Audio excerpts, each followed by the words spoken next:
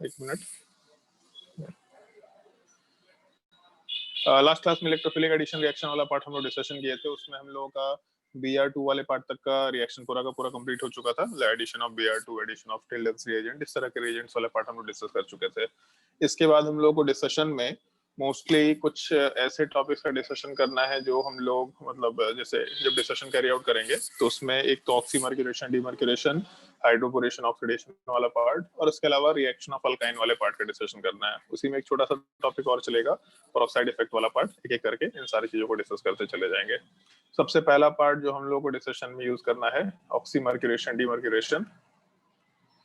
बस देखते चला जाओ इस चीज को, ऑक्सीमर्क्यूरेशन, डीमर्क्यूरेशन। एक तो सबसे पहला चीज ये कि रिएजेंट अपने को ध्यान रखना पड़ेगा। ऑक्सीडेशन का भी पार्ट है, जब हम लोग ऑक्सीडाइजिंग एजेंट वाले पार्ट का डिस्कशन कर रहे होंगे तो उसमें ऑक्सीमर्क्यूरेशन आता है। तो ये सेम रिएजेंट ऑक्सीडेशन का ही पार्ट है। इसको अल्कोहल के प्रिपरेशन के रिएक्शन में भी रखा जा सकता है, इसको एल्कीन के रिएक्शन के पार्ट में भी रखा जा सकता है। जहां मन करता है वहां पे इस चीज को आराम से पुटअप किया जा सकता है। तो हम लोग प्रिपरेशन तो किसी चैप्टर का नहीं डिस्कस कर रहे हैं, मोस्टली हम लोग हर एक पार्ट का, तो कोई भी एक ग्रुप का, कोई भी एक कंपाउंड वाले पार्ट का, रिएक्शन वाले पार्ट का डिस्कशन कर रहे हैं, तो इस चीज को हम लोग रिएक्शन के ही केस में रखेंगे। जिसमें एक तो ये पार्ट ध्यान रखना है कि रिएजेंट वाला पार्ट क्या होता है। रिएजेंट वाले पार्ट में हम लोग मरकरी एसीटेट वाला पार्ट लेके चलते हैं, HgOAc होल ट्वाइस। OAc वाले पार्ट का मतलब हो गया एसीटेट आयन की बात कर रहे हैं हम लोग, HgOAc होल ट्वाइस। इस चीज का कॉम्बिनेशन हम लोग कराएंगे H2O के प्रेजेंस पे सबसे पहले स्टेप में, और जब ये स्टेप खत्म हो जाएगा तब उसके इसमें सेकंड स्टेप में हम लोग सोडियम बोरोहाइड्राइड के साथ रिएक्शन कराते हैं। तो रिएक्शन में एक तो रिएजेंट वाला पार्ट मालूम होना चाहिए, हम लोग मरकरी एसीटेट वाला पार्ट यूज करेंगे इन द प्रेजेंस ऑफ H2O, और दूसरा NaBH4 के साथ रिएक्शन कराएंगे। तो इस पूरे रिएक्शन वाले पार्ट में जैसे अगर हम लोग मैकेनिज्म की बात करें तो मैकेनिज्म वाले पार्ट में हम लोग वाटर का ही एडिशन होगा, लेकिन वाटर के एडिशन में कुछ पॉइंट्स का अपने को ध्यान रखना है। जैसे अगर मान लो कि हम लोग के ये अल्कीन वाला पार्ट दे रखा और इसका रिएक्शन हम लोग ऑक्सीमर्क्यूरेशन, डीमर्क्यूरेशन के लिए कराएं, इसको हम हर जगह पे OMDM लिखा करेंगे, ऑक्सीमर्क्यूरेशन, डीमर्क्यूरेशन। इस केस में जब भी कभी हम लोग ऑक्सीमर्क्यूरेशन, डीमर्क्यूरेशन कराएंगे तो उस केस में प्रोडक्ट वाले पार्ट में बेसिकली अल्कोहल का फॉर्मेशन होगा। जैसे हम लोग H2O का एडिशन करते थे इन द प्रेजेंस ऑफ H+, बस सिमिलर टाइप का चीज है, सेम नहीं है, सिमिलर टाइप का चीज है, लेकिन उस सिमिलैरिटी में बस एक छोटा सा डिफरेंस ध्यान रखना है। कार्बोकटायन का फॉर्मेशन नहीं होता है, बट जो अल्कोहल का OH वाला पार्ट बनना है वो OH वाला पार्ट मार्कोवनिको रूल के थ्रू ही एडिशन में जाएगा।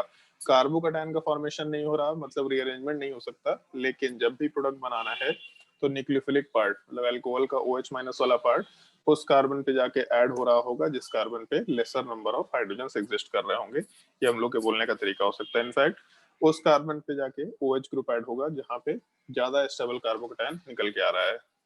तो रिएक्शन का ध्यान रखना, जैसे अगर मान लो यहाँ पे हम लोग H2O का रिएक्शन कराते इन द प्रेजेंस ऑफ H+ तो भी यही प्रोडक्ट बनता।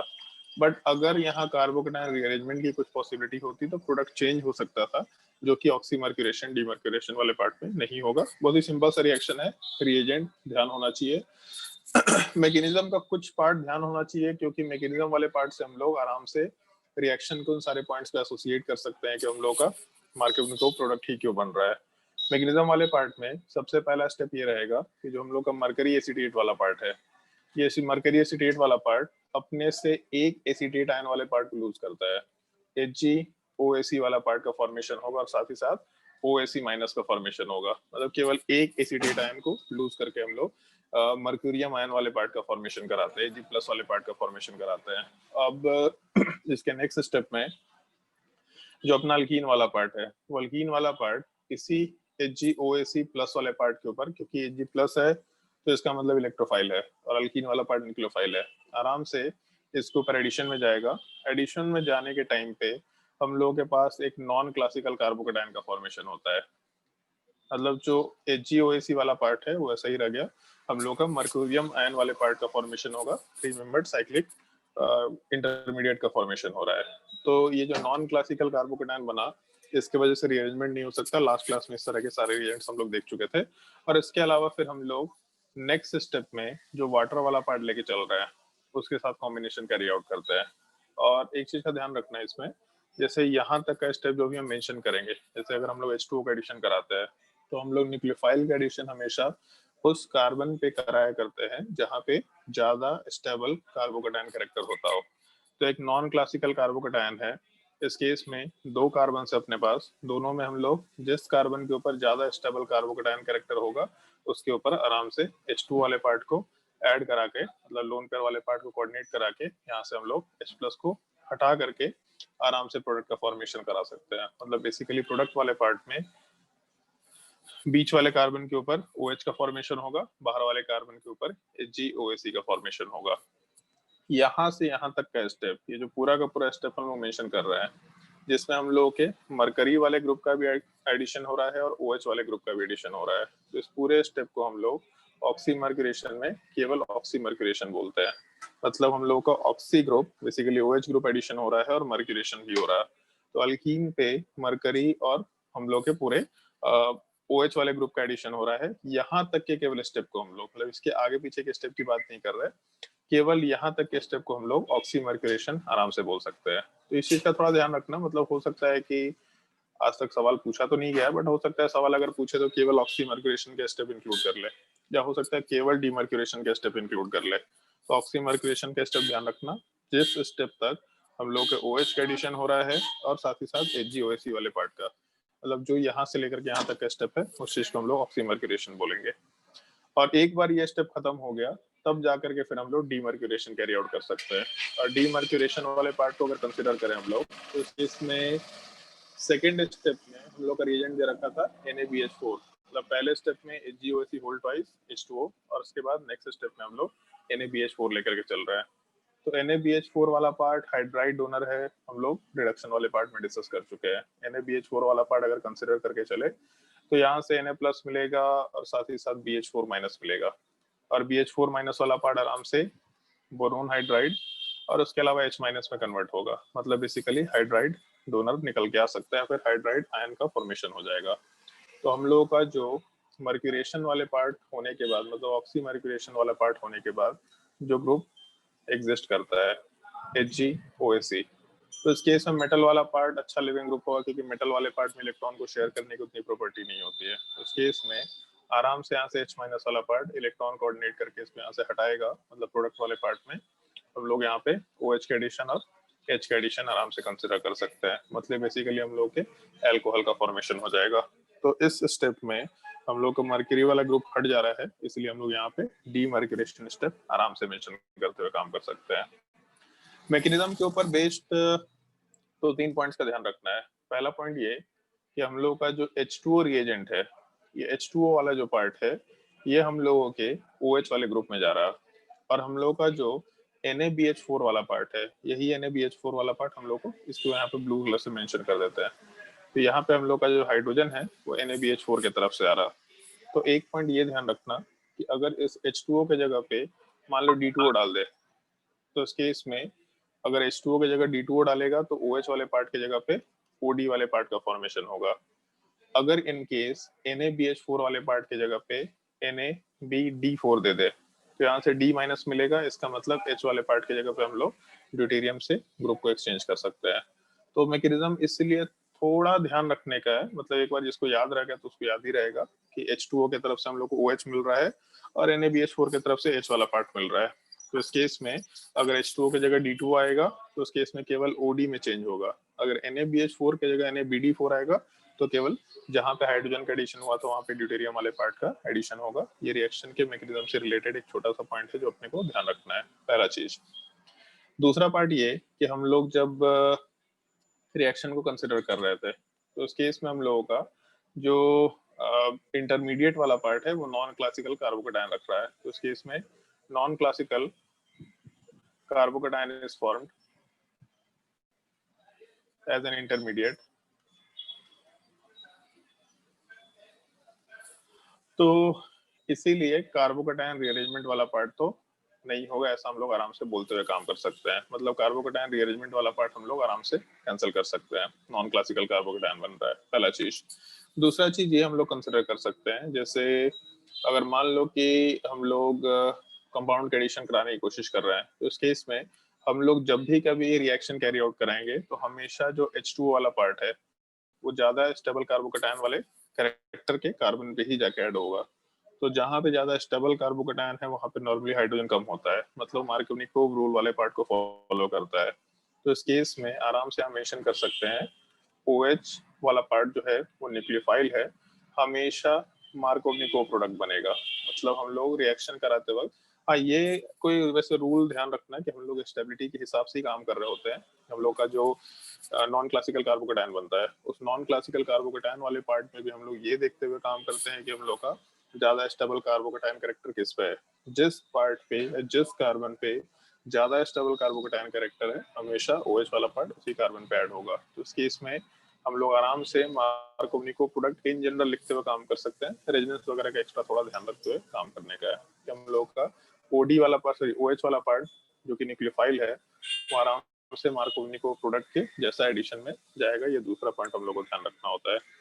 जैसे मान लो कि अगर ये रिएक्शन दे रखा और इसमें हम लोग ऑक्सीमर्क्यूरेशन डीमर्क्यूरेशन करा रहा है, सिंपल ऑक्सीमर्क्यूरेशन डीमर्क्यूरेशन, तो अगर हम लोग की इसी रिएक्शन में H2O के साथ H+ दे रखा होता तो H2O के साथ H+ वाले पार्ट में पहले तो कार्बोकेटायन बना के देखते।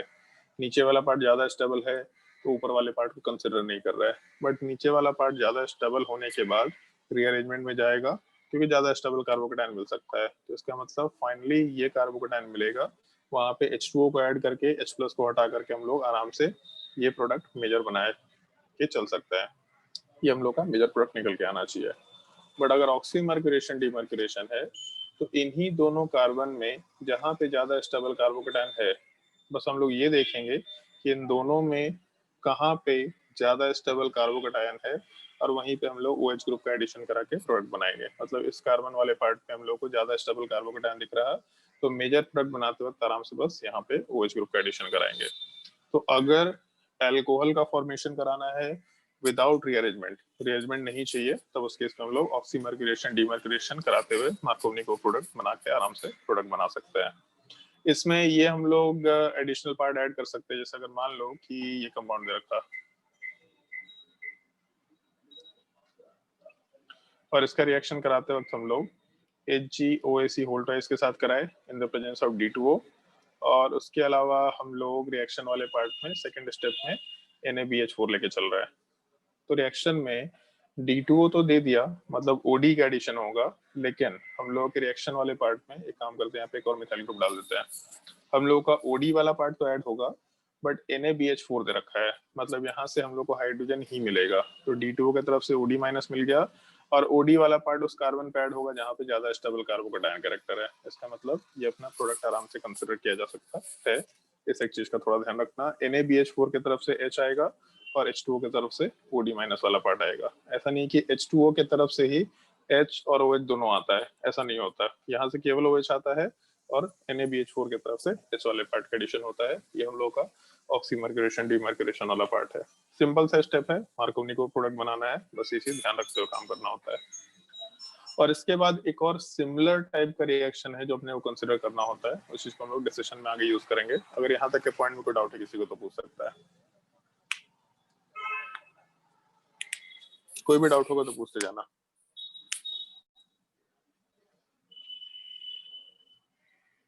अगर डाउट नहीं है तो इसके बाद हम लोग का जो दूसरा रिएक्शन है ऑलमोस्ट सिमिलर टाइप का रिएक्शन है, छोटा सा ही रिएक्शन है, हाइड्रोबोरेशन ऑक्सीडेशन। और हाइड्रोबोरेशन ऑक्सीडेशन वाले पार्ट में हम लोग जो रिएजेंट यूज करते हैं, एक तो ये ध्यान रखना है B2S6, और B2S6 लिख रखा हो या फिर BS3 लिख रखा हो, उससे कोई दिक्कत नहीं है। B2S6 वाला पार्ट BS3 का ही डाइमर है, ब्रिज बॉन्डिंग वाला पार्ट वहां निकल के आता है। BS3 वाले पार्ट को हम लोग रिएक्शन में यूज करते हैं इन द प्रेजेंस ऑफ THF, और दूसरे स्टेप वाले पार्ट में हम लोग हाइड्रोजन परऑक्साइड का एडिशन कराते हैं इन the presence of OH minus. यहाँ पे कुछ पार्ट हम लोग को ध्यान रखते हुए स्पेसिफिकली काम करना है। जैसे पहले तो हम रिएक्शन वाले पार्ट में प्रोडक्ट का फॉर्मेशन कराएंगे, और इसका नाम थोड़ा ध्यान रखना, हाइड्रोबोरेशन ऑक्सीडेशन को नॉर्मली HBO से डिनोट कर दिया करेंगे। तो इस केस में सबसे पहले जैसे अगर मान लो ये रिएक्शन दे रखा और इस रिएक्शन वाले पार्ट में प्रोडक्ट बनाना है हम लोगों को हाइड्रोबोरेशन ऑक्सीडेशन में, तो हम लोगों के एल्कोहल का ही फॉर्मेशन होता है, और एल्कोहल वाले पार्ट में नॉन क्लासिकल कार्बोकेटायन टाइप का भी फॉर्मेशन नहीं होता, इनफैक्ट कार्बोकेटायन का ही फॉर्मेशन नहीं होता, बट जो OH ग्रुप है वो उस कार्बन पे जाके ऐड होगा जहां पे लेस स्टेबल कार्बोकेटायन कैरेक्टर मिलता, मतलब एंटी मार्कोनिको टाइप का प्रोडक्ट होता। जैसे हम लोग का OH माइनस वाला part in general nucleophilic part है, ऐसा हम लोग को लगता है, तो न्यूक्लियोफाइल उस कार्बन पे ऐड होना चाहिए जहां पे ज्यादा स्टेबल कार्बोकेटायन कैरेक्टर निकल के आए। लेकिन इस केस में OH वाला पार्ट इन दोनों कार्बोकेटायंस में ऊपर वाले कार्बन पे जाके ऐड हो रहा है, मतलब जहां पे लेस स्टेबल कार्बोकेटायन मिल रहा है OH वाला पार्ट उसी कार्बन पे जाके ऐड हो रहा है। ये हम लोग प्रोडक्ट में बना रहे हैं, मतलब अपने मार्कोनिको प्रोडक्ट के जस्ट उल्टा प्रोडक्ट है, ऐसा मेंशन करते हुए काम कर रहा है। तो पहला चीज ये एंटी मार्कोनिको एडिशन प्रोडक्ट है। रिएक्शन का मैकेनिज्म फिर से थोड़ा ध्यान रखना है, अदरवाइज प्रोडक्ट बनाना बहुत ही स्ट्रेट फॉरवर्ड है, क्योंकि रिअरेंजमेंट नहीं है, OH को सिर्फ ऐड करके प्रोडक्ट बनाना है। बट मैकेनिज्म वाले पार्ट में हम लोग का फिर से जैसे दो स्टेप होगा, हाइड्रोपोरेशन वाला पार्ट, एक तो ये स्टेप। मैग्नीशियम वाले पार्ट में जब हम लोग हाइड्रोपोरेशन कराते हैं तो हाइड्रोपोरेशन वाले पार्ट का मतलब है हाइड्रोजन का एडिशन करा रहे हैं और बोरोन का एडिशन करा रहे हैं। अब इस चीज को थोड़ा ढंग से समझना, दो चीजें हैं इसमें। पहला चीज तो ये कि हम लोग जब अल्कीन का रिएक्शन कहीं भी कराते हैं तो अल्कीन वाला पार्ट हम लोग का न्यूक्लियोफाइल होता है, ये हम लोग को पहले से मालूम है, बहुत बार डिस्कशन यूज कर चुके हैं। और बोरोन ट्राई हेलाइड वाले पार्ट को अगर कंसिडर करें, B2S6 दे रखा हो, डिसोसिएट करके BH3 में कन्वर्ट होगा। अगर BH3 लेके चले तो वैकेंट p ऑर्बिटल है, मतलब लेविस एसिड होगा, और लेविस एसिड का मतलब इलेक्ट्रोफाइल भी होगा क्योंकि इलेक्ट्रॉन डिफिशिएंट स्पीसीज है। तो BH3 वाला पार्ट इलेक्ट्रोफाइल बन जाएगा, ऐसा हम लोग आराम से बोल सकते हैं, ये हम लोग को बिल्कुल आराम से मालूम है। इलेक्ट्रोफाइल जब बनेगा तो इस केस में जो रिएक्शन होता है वो एक ही स्टेप में होता है। क्या स्टेप होता है उसको नीचे मेंशन कर रहा है। हम लोगों का जो BH3 वाला पार्ट है उसमें बोरोन इलेक्ट्रोफाइल है, अल्कीन वाला पार्ट न्यूक्लियोफाइल है। तो न्यूक्लियोफाइल वाला पार्ट आराम से अपने इलेक्ट्रॉन को बोरोन में कोऑर्डिनेट करना चाहेगा। तो जब भी कभी हम लोग एक इलेक्ट्रोफाइल पे इलेक्ट्रॉन डोनेट किया करते थे तो हम लोग का एक कार्बोकेटायन बनता था। तो अगर यहाँ से इलेक्ट्रॉन को हम लोग बोरोन के ऊपर डोनेट करा दिए तो ऑब्वियस सी बात, यहाँ कार्बोकेटायन का फॉर्मेशन हो रहा होगा और बोरोन के ऊपर माइनस चार्ज बन रहा होगा। अगर बोरोन के ऊपर माइनस चार्ज बन रहा है तो जैसे हम लोग का NaBH4 जब था तो उसमें BH4 माइनस आया था, और BH4 माइनस वाला part BH3 plus H minus में कन्वर्ट हुआ था। तो जब भी कभी बोरोन के ऊपर माइनस चार्ज आया तो वहां से H माइनस निकलने की टेंडेंसी में है। तो अगर यहाँ से इलेक्ट्रॉन कोऑर्डिनेट करके हम लोग बोरोन के ऊपर माइनस चार्ज डाले तो यहाँ से हाइड्रोजन वाला पार्ट माइनस के फॉर्म में निकलने की टेंडेंसी में होगा। पहला चीज, कार्बोकेटायन तो बना ही, ये दूसरा चीज मेंशन किए। तो जब बोरोन के ऊपर माइनस चार्ज आ रहा है और H माइनस निकल जा रहा है, इसका मतलब बोरोन के ऊपर कोई चार्ज रह नहीं जाएगा। बट ये पूरा का पूरा स्टेप एक ही बार में होता है, मतलब ये माइनस चार्ज प्लस चार्ज कुछ नहीं बनता। पहला पार्ट यहाँ पे जो डबल बॉन्ड है वो अपना दोनों इलेक्ट्रॉन बोरोन को देता है, और हाइड्रोजन वाला पार्ट फिर हम लोग आराम से इस कार्बन पे अटैच कर देते हैं। मतलब जो H माइनस बन रहा था वो H माइनस कार्बन के पॉजिटिव चार्ज पे इलेक्ट्रॉन कोऑर्डिनेट करके बॉन्ड बना रहा है। तो बेसिकली ऐसा समझो कि हम लोग इस पूरे स्ट्रक्चर वाले पार्ट को अगर कंसिडर करें तो हम लोग का इस तरीके से बॉन्ड बन रहा है और ब्रेक हो रहा है। यहाँ वाले पार्ट में बॉन्ड का फॉर्मेशन हो रहा, यहाँ वाले पार्ट में बॉन्ड का फॉर्मेशन हो रहा, यहाँ पे बॉन्ड ब्रेक हो रहा, यहाँ पे बॉन्ड ब्रेक हो रहा, मतलब पाई बॉन्ड ब्रेक हो रहा, बोरोन हाइड्रोजन का बॉन्ड ब्रेक हो रहा, और बाकी जगह पे बॉन्ड का फॉर्मेशन हो रहा। तो अपने स्ट्रक्चर में हम लोग ऐसा कंसिडर कर सकते हैं कि CH3 वाला पार्ट है, इसके ऊपर कार्बन के साथ H है, इस पे एक हाइड्रोजन का एडिशन हो गया जो हम लोग के BH3 की तरफ से आया, इसके साथ CH2 ग्रुप अटैच्ड है जिसके ऊपर हम लोग के पास BH2 ग्रुप का एडिशन हो गया। तो इस केस में हम लोगों का हाइड्रोबोरेशन का स्टेप हुआ है, हाइड्रोजन का एडिशन हो गया और बोरोन वाले पार्ट का एडिशन हो गया। और दूसरा एक और चीज ध्यान रखना है, जैसे अगर मान लो इस तरह का हम लोग कंसिडरेशन अगर लेके चले कि एक बॉन्ड ब्रेक हो रहा, दो बॉन्ड ब्रेक हो रहा, दो बॉन्ड बन रहा, तो इस केस में जो बॉन्ड ब्रेक हो रहा है वहां वाले पार्ट में हम लोग के पास डैश लाइन होगा, जो बॉन्ड ब्रेक हो रहा है वहां वाले पार्ट में डैश लाइन होगा, और जो बन रहा है वहां पे डैश लाइन होगा। तो इस केस में 4 मेंबर्ड साइक्लिक ट्रांजिशन स्टेट का फॉर्मेशन हो रहा, पहला चीज। दूसरा चीज, दोनों ग्रुप जो है वो सेम साइड से ऐड हो रहा है, जिस साइड से हाइड्रोजन ऐड हो रहा है उसी साइड से BH3 भी ऐड हो रहा है, तो दोनों ग्रुप सेम साइड से ऐड हो रहा है, ऐसा मानते हुए चल सकते हैं हम लोग। तो अपने स्ट्रक्चर में H और BH2 का एडिशन हो गया। बट एक चीज सोच के देखो, बोरोन के ऊपर अभी भी 2 हाइड्रोजन है, तो इसका मतलब एक और इसी तरीके के अल्कीन वाले ग्रुप को यहाँ पे ऐड करा के हम लोग आराम से बोरोन पे कार्बन चेन को ऐड करा के हाइड्रोजन को उस अल्कीन वाले पार्ट पे ऐड करा सकते हैं। मतलब हम लोग कुछ करना नहीं है बेसिकली, हम लोग को फर्दर यहाँ पे और भी रिएक्शन कैरी आउट कर देना है। तो हम लोग इसी तरीके का अगर अल्कीन लेके चले CH3 CH double bond CH2, तो BH2 वाले पार्ट का बोरोन वाला पार्ट बाहर वाले कार्बन पे जाएगा, हाइड्रोजन वाला पार्ट अंदर वाले कार्बन पे आएगा, और फिर एक और बोरोन हाइड्रोजन बॉन्ड बचेगा। तो अगर इसका 2 मोल हम लोग लेके चल रहे हैं, तो 1 मोल का जब एडिशन हुआ तो उस केस में बाहर वाले कार्बन पे बोरोन गया, अंदर वाले कार्बन पे हाइड्रोजन।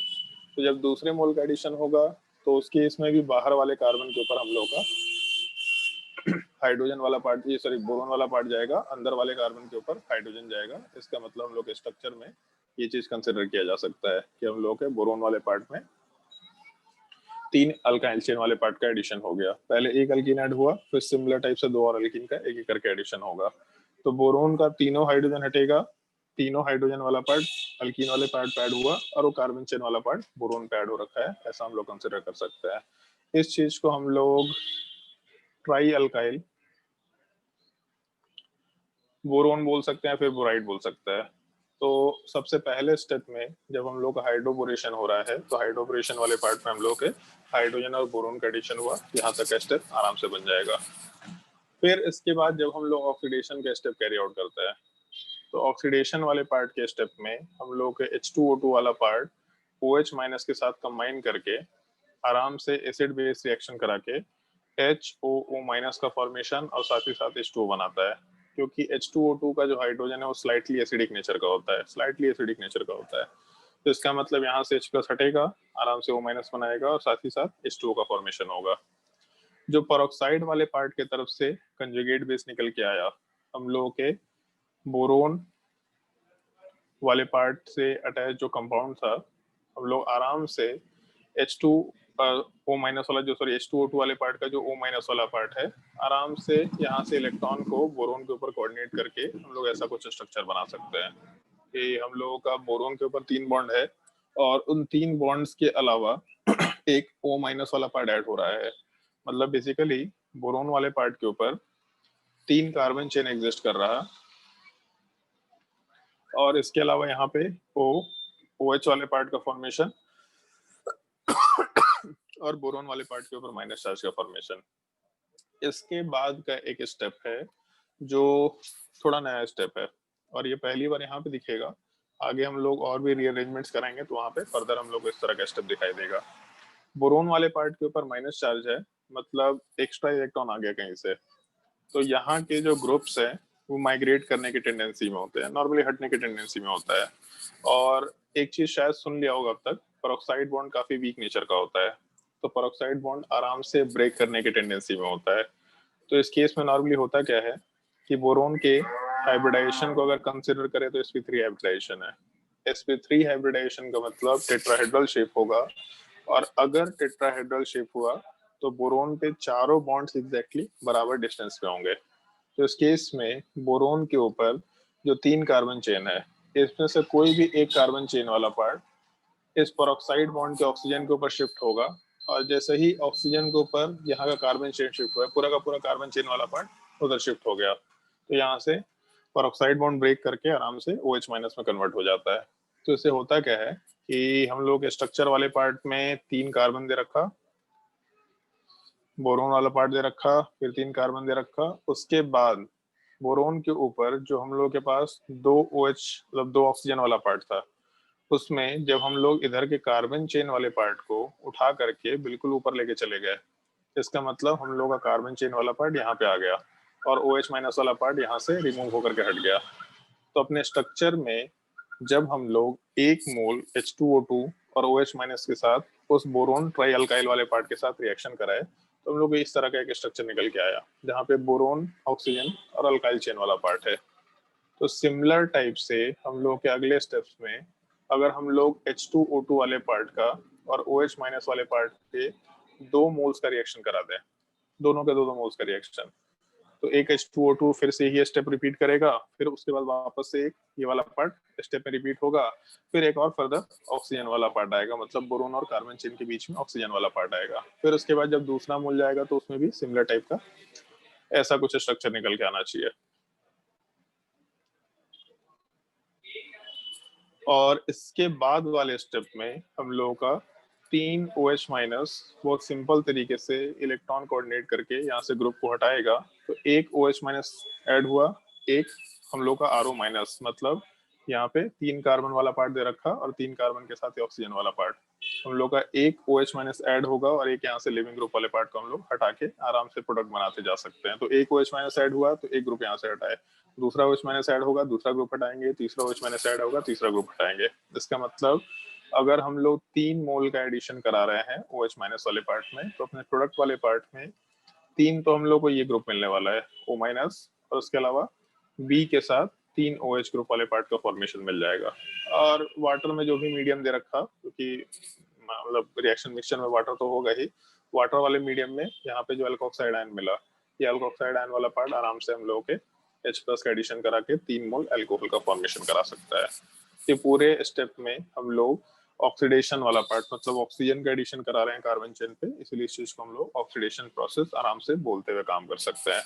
बट ये जो नीचे का मैकेनिज्म है ये भी थोड़ा इंपॉर्टेंट है, इसको भी थोड़ा ध्यान रखने का होता है। इसमें ध्यान क्या रखना है, ये चीज जैसे ये स्टेप मेरे हिसाब से उतना ध्यान रखने का नहीं है। H2O2 वाला पार्ट OH माइनस के प्रेजेंस में ऐसा रिएक्शन दिया, याद रखना पड़ेगा कि मैकेनिज्म काम का है तो याद रखना पड़ेगा। ध्यान रखने का स्टेप ये रेड वाला पार्ट है। ये एक चीज सोच के देखो कि हम लोगों का जो पूरा रिएक्शन वाला पार्ट है, इस रिएक्शन वाले पार्ट में ऑक्सीजन के ऊपर OH ग्रुप दे रखा, हम लोग इस पूरे के पूरे कार्बन चेन को उठा करके ऑक्सीजन पे डाल रहे हैं, तो ऑक्सीजन वाले पार्ट और उसके जस्ट नीचे बोरोन वाला पार्ट दे रखा, बोरोन के ऊपर जो कार्बन चेन है वो जस्ट एज इट इज उठ करके ऑक्सीजन पे चला गया। तो जिधर साइड में बोरोन पे, मतलब बोरोन के रिस्पेक्ट में जिस साइड में कार्बन चेन है, वो कार्बन चेन उसी साइड में रहते हुए ऑक्सीजन पे चला गया है, मतलब कोई डिफरेंस नहीं आ रहा। उल्टा बोल सकते हैं हम लोग इनफैक्ट कि हम लोग का कार्बन चेन वाला पार्ट जैसे मान लो ऐसा दे रखा था, हम एक छोटा सा इसमें एक्सपेरिमेंट करते हैं कि हम लोग का जो कार्बन चेन वाला पार्ट है उसमें कुछ नहीं करते हैं, केवल बोरोन वाले पार्ट को यहाँ से हटा ले रहे हैं, मतलब यहाँ पे ग्रुप को सिलेक्ट किए। अब इसमें ग्रुप वाले पार्ट में हम बस इसको ऑक्सीजन वाले पार्ट पे शिफ्ट कर दिया, ज्यादा कुछ नहीं किया, मतलब कार्बन चेन को वहीं छोड़ा और बोरोन के जगह पे हम ऑक्सीजन वाले पार्ट को लेके चले आए। मतलब उस कार्बन चेन के जिस साइड में बोरोन एडेड था एग्जैक्टली उसी साइड में ऑक्सीजन एडेड है, कोई डिफरेंस नहीं आया।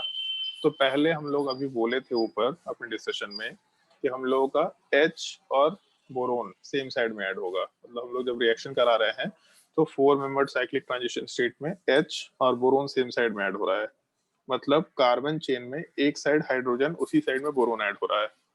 फिर बाद में ऐसा बोल रहे हैं हम लोग कि कार्बन चेन के जिस साइड में बोरोन है एग्जैक्टली उसी साइड में हम लोग का ऑक्सीजन वाला पार्ट अटैच हो गया, मतलब H और बोरोन सेम साइड में था और बोरोन ऑक्सीजन सेम साइड में, मतलब H और ऑक्सीजन वाला पार्ट भी सेम साइड में है, और वही ऑक्सीजन वाला जो पार्ट है बाद में OH वाले पार्ट में कन्वर्ट हो रहा है।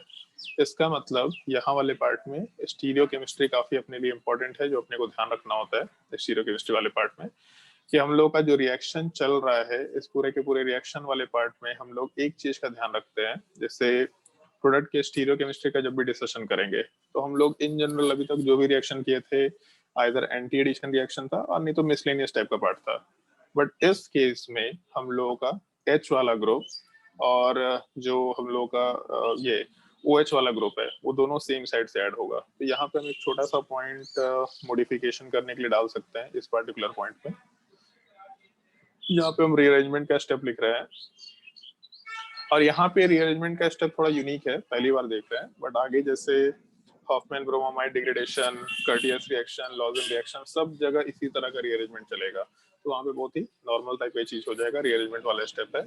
इस केस में एक छोटा सा पॉइंट बस ये ध्यान रखना है कि ऑक्सीजन बोरोन के साइड ही ऐड होगा, मतलब या फिर बोरोन के जगह पे ऐड हो रहा है, तो बोरोन के तरफ से ऐड हो रहा है बोलना ज्यादा बेटर होगा, बोरोन के तरफ से ऐड हो रहा है।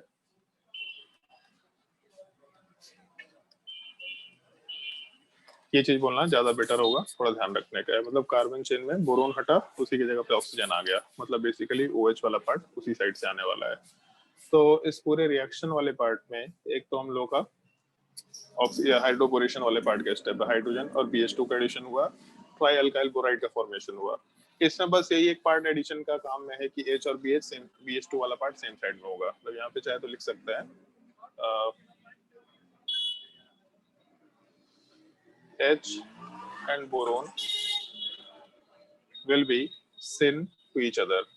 सिन वाले पार्ट का मतलब हम लोग के सेम साइड में हम लोग एडिशन करा रहे हैं, ग्रुप वाले पार्ट पे H एंड BH2 वाला पार्ट सिन साइड से, मतलब एक ही साइड से एडिशन में जा रहा है। फिर उसके बाद आगे तो हम लोग ये चीज मेंशन कर ही चुके हैं। तो इस पूरे के पूरे रिएक्शन मैकेनिज्म में पहले वाले स्टेप में कहीं कोई कार्बोकेटायन नहीं बना था, सीधा सीधा रिएक्शन हुआ था हम लोग का। दूसरे वाले केस में कहीं कोई कार्बोकेटायन नहीं बना, मतलब ओवरऑल कंपाउंड में कहीं कार्बोकेटायन नहीं बन रहा है, मतलब रीअरेंजमेंट नहीं होगा, पहला चीज। दूसरा, अगर हम लोग रिएक्शन में प्रोडक्ट वाले पार्ट को देखें तो प्रोडक्ट वाले पार्ट को ढंग से समझे। यहाँ पे सबसे पहले स्टेप में जैसे हम लोग इस अल्कीन वाले पार्ट में दो ग्रुप का एडिशन करा रहे हैं। अल्कीन वाले पार्ट में एक तो हम लोग हाइड्रोजन वाले ग्रुप का एडिशन करा रहे हैं और दूसरा OH ग्रुप का एडिशन करा रहे हैं। मतलब अपने प्रोडक्ट के फॉर्मेशन के टाइम पे हम लोग को दो ही ग्रुप का एडिशन कराना है, H और OH। इन जनरल अभी तक हम लोग जैसे HBr का एडिशन करते थे, H3O+ का एडिशन करते थे, तो हम लोग सबसे पहले H+ को एज ए इलेक्ट्रोफाइल ऐड करते थे और बाहर वाले कार्बन पे ऐड किया करते थे। बट यहाँ पार्ट अंदर वाले कार्बन पे ऐड हो रहा है, क्योंकि H वाला part as a electrophile add नहीं हो रहा। अगर ढंग से देखो तो एज ए न्यूक्लियोफाइल ऐड हो रहा है। H के ऊपर माइनस टाइप का चार्ज आ रहा था, तब एडिशन हो रहा है, मतलब एज ए न्यूक्लियोफाइल ऐड हो रहा है। तो मार्कोवनिकोव रूल गलत नहीं है। मतलब मार्कोवनिकोव रूल क्या बोलता है कि पॉजिटिव पार्ट वाला पार्ट उस कार्बन पे ऐड होगा जहाँ पे जहाँ पे मोर नंबर ऑफ हाइड्रोजन एग्जिस्ट करता है। तो मार्कोवनिकोव रूल गलत नहीं है, लेकिन हम लोग इन जनरल अभी तक H को प्लस लेके चल रहे थे, उसके जगह पे माइनस वाला पार्ट यहाँ पे एग्जिस्ट कर रहा है H का, जिसकी वजह से हमको ऐसा लग रहा है कि हाइड्रोजन वाला पार्ट तो जिस जगह पे होना चाहिए था उसके कहीं और जगह पे चला गया। तो हम लोग इसको एंटी मार्कोवनिकोव प्रोडक्ट बोल देते हैं। बट ये थोड़ा बोलना गलत है, बट एक नॉर्मल लैंग्वेज में बोला जाता है कि हम लोग अल्कोहल में एक्सपेक्ट करते थे कि अल्कोहल इधर से बनेगा, बट कहीं और से बन गया। तो इस केस में हम लोगों का H का एडिशन और OH का एडिशन होना है। उस केस में H वाला पार्ट जहाँ पे ज्यादा स्टेबल कार्बोकेटायन मिलेगा वहां पे ऐड होगा, और OH वाला पार्ट जहाँ पे लेस स्टेबल कार्बोकेटायन मिलेगा वहां पे आराम से हम लोग एड अप करके आराम से अल्कोहल का प्रोडक्ट फॉर्मेशन करा सकते हैं। Anti Markovnikov addition product mention किया जा सकता है। तो एक पार्ट तो यहाँ पे ऐसा मेंशन कर लेते हैं हम लोग, एंटी मार्कोवनिकोव प्रोडक्ट, सबसे पहला चीज। और दूसरा पार्ट हम लोगों का सिन एडिशन रिएक्शन, इसमें ध्यान रखना है। मतलब अभी तक हम लोग जो भी रिएक्शंस कराए थे इलेक्ट्रोफिलिक एडिशन में, आइदर एंटी एडिशन रिएक्शन था या फिर मल्टीपल टाइप का रिएक्शन था, बट सिन एडिशन रिएक्शन वाला पार्ट हम लोग सबसे पहली बार डिस्कशन में यूज कर रहे हैं। और सिन एडिशन रिएक्शन वाले पार्ट में हम लोग वापस से ये डिस्कशन कर सकते हैं, ऑल्दो ये चीज का डिस्कशन हम लोग पहले अच्छे से कर चुके हैं कि सिमेट्रिकल अल्कीन अगर रहा तो सिमेट्रिकल अल्कीन वाले पार्ट में इन जनरल हम लोग जैसे रिएक्शन वाले पार्ट में सिस में सिन एडिशन कराते तो मीजो होता है, क्योंकि सिस में एंटी एडिशन कराने पे कार बनता था रेस्पेक्ट। तो सिस में अगर सिन एडिशन कराएंगे तो मीजो बनेगा। और दूसरा, अगर ट्रांस वाले पार्ट में हम लोग सिन एडिशन कराएंगे तो एम के जगह पे हम लोग आराम से रेस्पेक्ट मिक्सचर कंसिडर कर सकते हैं। तो एक ये पॉसिबिलिटी निकल के आ सकता है। बट पॉइंट ये है, जैसे अगर कोई ढंग से सोचो तो ये चीज सोच पाएंगे कि रिएक्शन में हम लोगों का रेस्पेक्ट मिक्सचर तो तब बनता है जब प्रोडक्ट सिमेट्रिकल निकल के आए। बट यहाँ पे एक कार्बन पे H का एडिशन कर रहे हैं और दूसरे पे OH का एडिशन कर रहे हैं हम लोग। तो इस केस में हम लोगों का सिमेट्रिकल प्रोडक्ट निकल के आएगा ही नहीं, कभी पॉसिबल नहीं है कि सिमेट्रिकल प्रोडक्ट निकल के आए। हम लोग सिस एंटी रेस्मेक या सिस एंटी मिजो ये सब तब बोलते थे जब Br2 का एडिशन हो रहा था। Br2 का एडिशन मतलब दोनों सेम ही ग्रुप एडिशन हो रहा था। बट इस केस में हम लोग का दो अलग अलग ग्रुप एडिशन हो रहा है। तो फिर इस पॉइंट का डिस्कशन का मतलब क्या है? तो एक चीज ध्यान रखना है, जैसे ये जो शॉर्टकट है, इस शॉर्टकट वाले पार्ट को यूज करते हुए प्रोडक्ट का फॉर्मेशन कंसिडर किया जा सकता है। मतलब अगर कभी भी जैसे सवाल देगा ना कि मान लो हम लोगों का एक रिएक्शन दे रखा और उस रिएक्शन वाले पार्ट में हम लोग को फिशर प्रोजेक्शन करके प्रोडक्ट बनाना है। तो सिमेट्रिकल अगर अल्कीन है, जैसे मान लो ऐसा दे रखा होता ये ये सिस अल्कीन दे रखा, और सिस अल्कीन वाले पार्ट में हम लोगों को प्रोडक्ट बनाना है हाइड्रोबोरेशन ऑक्सीडेशन का। तो कैसे प्रोडक्ट बनाए, क्या मालूम पड़ेगा? तो ये सोच के काम करना कि सिस मॉलिक्यूल है, अगर सिमेट्रिकल एडिशन कराते, सिन एडिशन कराते, मतलब दोनों ग्रुप सेम साइड में ऐड कराते, तो मीजो कंपाउंड बनता। मीजो कंपाउंड बनने का मतलब है कि हम लोगों का अगर एक तरफ एच है, एक तरफ एच है, तो दूसरी तरफ जैसे बी आर और बी आर एक ही साइड आना चाहिए था, ये हम लोग का मीजो कंपाउंड बनता। तो हम लोग सिन एडिशन तो करा तो रहे हैं, बट सिन एडिशन किस चीज का करा रहे हैं? तो एक एच ग्रुप का और एक ओ एच ग्रुप का, मतलब इस दोनों बी आर के जगह पे एक एच डाल दो और एक ओ एच ग्रुप डाल दो। मतलब हम लोग जो प्रोडक्ट का फॉर्मेशन कंसिडर कर रहे हैं वो सिन एडिशन सोचते हुए, इस सिन में अगर दोनों ब्रोमीन एक साइड लगता, तो हम लोग का दोनों ब्रोमीन सेम साइड तो नहीं लग रहा लेकिन मतलब दोनों ब्रोमीन है ही नहीं बेसिकली, तो दो ब्रोमीन तो नहीं लग रहा, लेकिन एक ब्रोमीन की जगह एच डाल दिया, एक ब्रोमीन की जगह पे ओ एच डाल दिया, तो आराम से हम लोग का सीन एडिशन प्रोडक्ट टाइप का स्ट्रक्चर निकल के आ सकता है।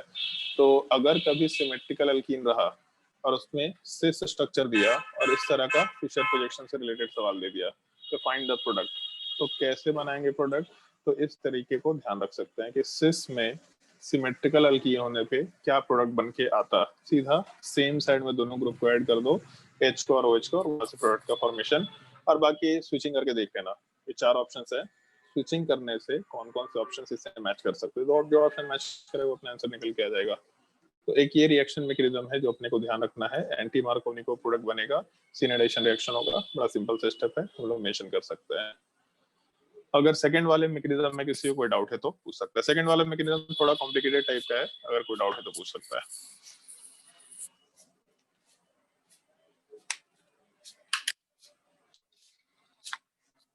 ज्यादा तेज होगा तो बोल देना कि सर थोड़ा धीरे कर दीजिए, क्योंकि बहुत तेज बोल रहे हो।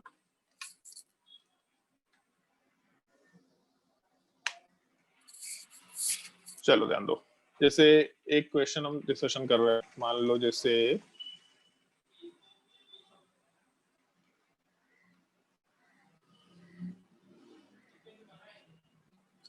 मान लो ये सवाल दे रखा है, तो इस क्वेश्चन वाले पार्ट में जैसे हम लोग अगर H3O प्लस का एडिशन कराते हैं, तो H3O प्लस के एडिशन वाले पार्ट में हम लोग का पहले H प्लस का एडिशन होगा, कार्बोकेटायन बनेगा, रीअरेंजमेंट होगा, OH का एडिशन होगा।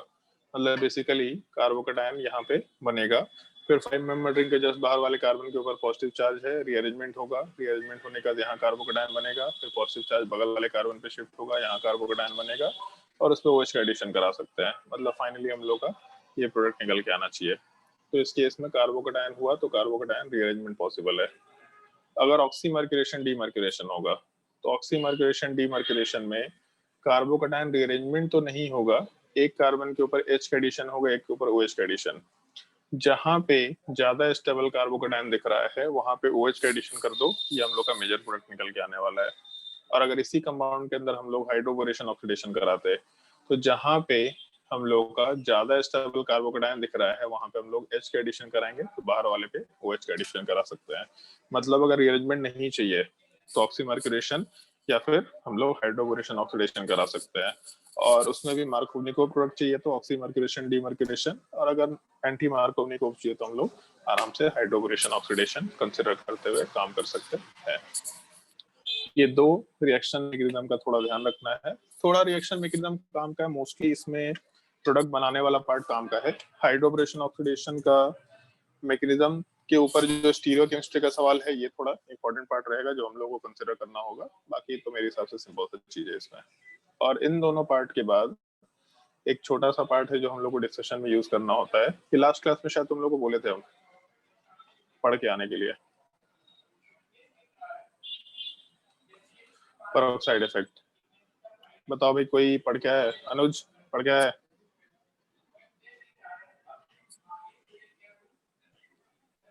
यस सर, इसमें एंटी क्या पढ़ के आया मार्कोवनिको बता? होता है। नहीं, मार्कोवनिको एंटी मार्कोवनिको मत बताया कर, ये बताया कर कि प्रोडक्ट बना कैसे रहा है, क्या होता है, स्टेप क्या होता है।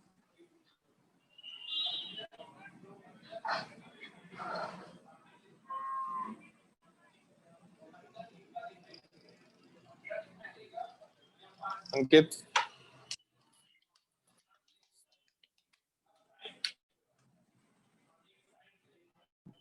नहीं पढ़े हैं सर। दशहरा मना रहा था। बहुत भीड़ हो गया था सर यहाँ पे। अच्छा, उसी भीड़ में खो गया था तो 2-3 दिन के लिए। Yes sir. वैष्णवी,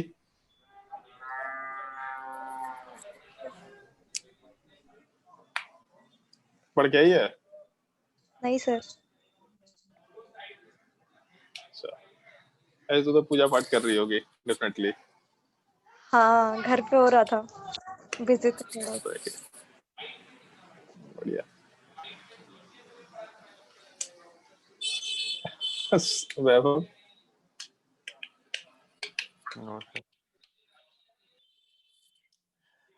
तुम लोगों का छुट्टी था 4 दिन का, और हम यहाँ पे सोच रहे थे कि कैसे अपना स्पीड थोड़ा फास्ट करें। हम ये बैठ करके लेक्चर नोट्स बना रहे थे कि अगले दिन जब पढ़ाएंगे तो इसी लेक्चर नोट्स को सीधा पीडीएफ में भेजेंगे और थोड़ा फास्ट पढ़ा सकते हैं। गजब नालायक लोग है भाई तुम लोग। सूरज,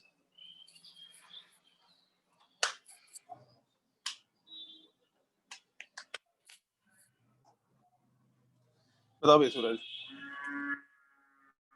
अभी पढ़ना शुरू कर दिए तुम? स्नेहा, सर मैकेनिज्म बताएं। हाँ मैकेनिज्म बताओ। सर अल्काइल पेरोक्साइड जब लाइट में हीट करते हैं उसको तो अल्कोक्सी रेडिकल बनता है। ठीक है। फिर अल्कोक्सी रेडिकल जब HBr के नहीं वो पूरा लोन पे रहेगा ना सर। एल्कोक्स वो रेडिकल में लोन पेयर HBr कब से आने लग गया? नहीं वो इलेक्ट्रॉन्स का वो HBr के साथ रिएक्शन होता है तो ROH प्लस Br बनता है। फिर वो Br जाके जब रिएक्शन करता है अल्कीन के साथ ROH प्लस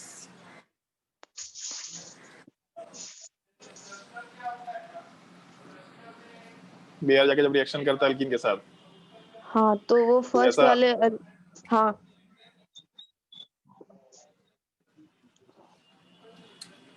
पहला चीज फिर बनता है कि दूसरा चीज बनता है? पहला चीज। क्यों?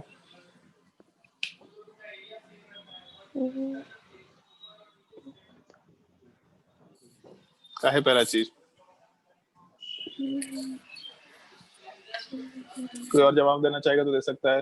शिवम, सौम्या, अनुज, जो भी आदमी पढ़ के आया जवाब दे सकता है। हम बस चाहेंगे कि कोई जवाब दो। हम तो देंगे ही, बट कोई भी जवाब दे सकता है। पहला वाला पार्ट मेजर बनता है, क्यों?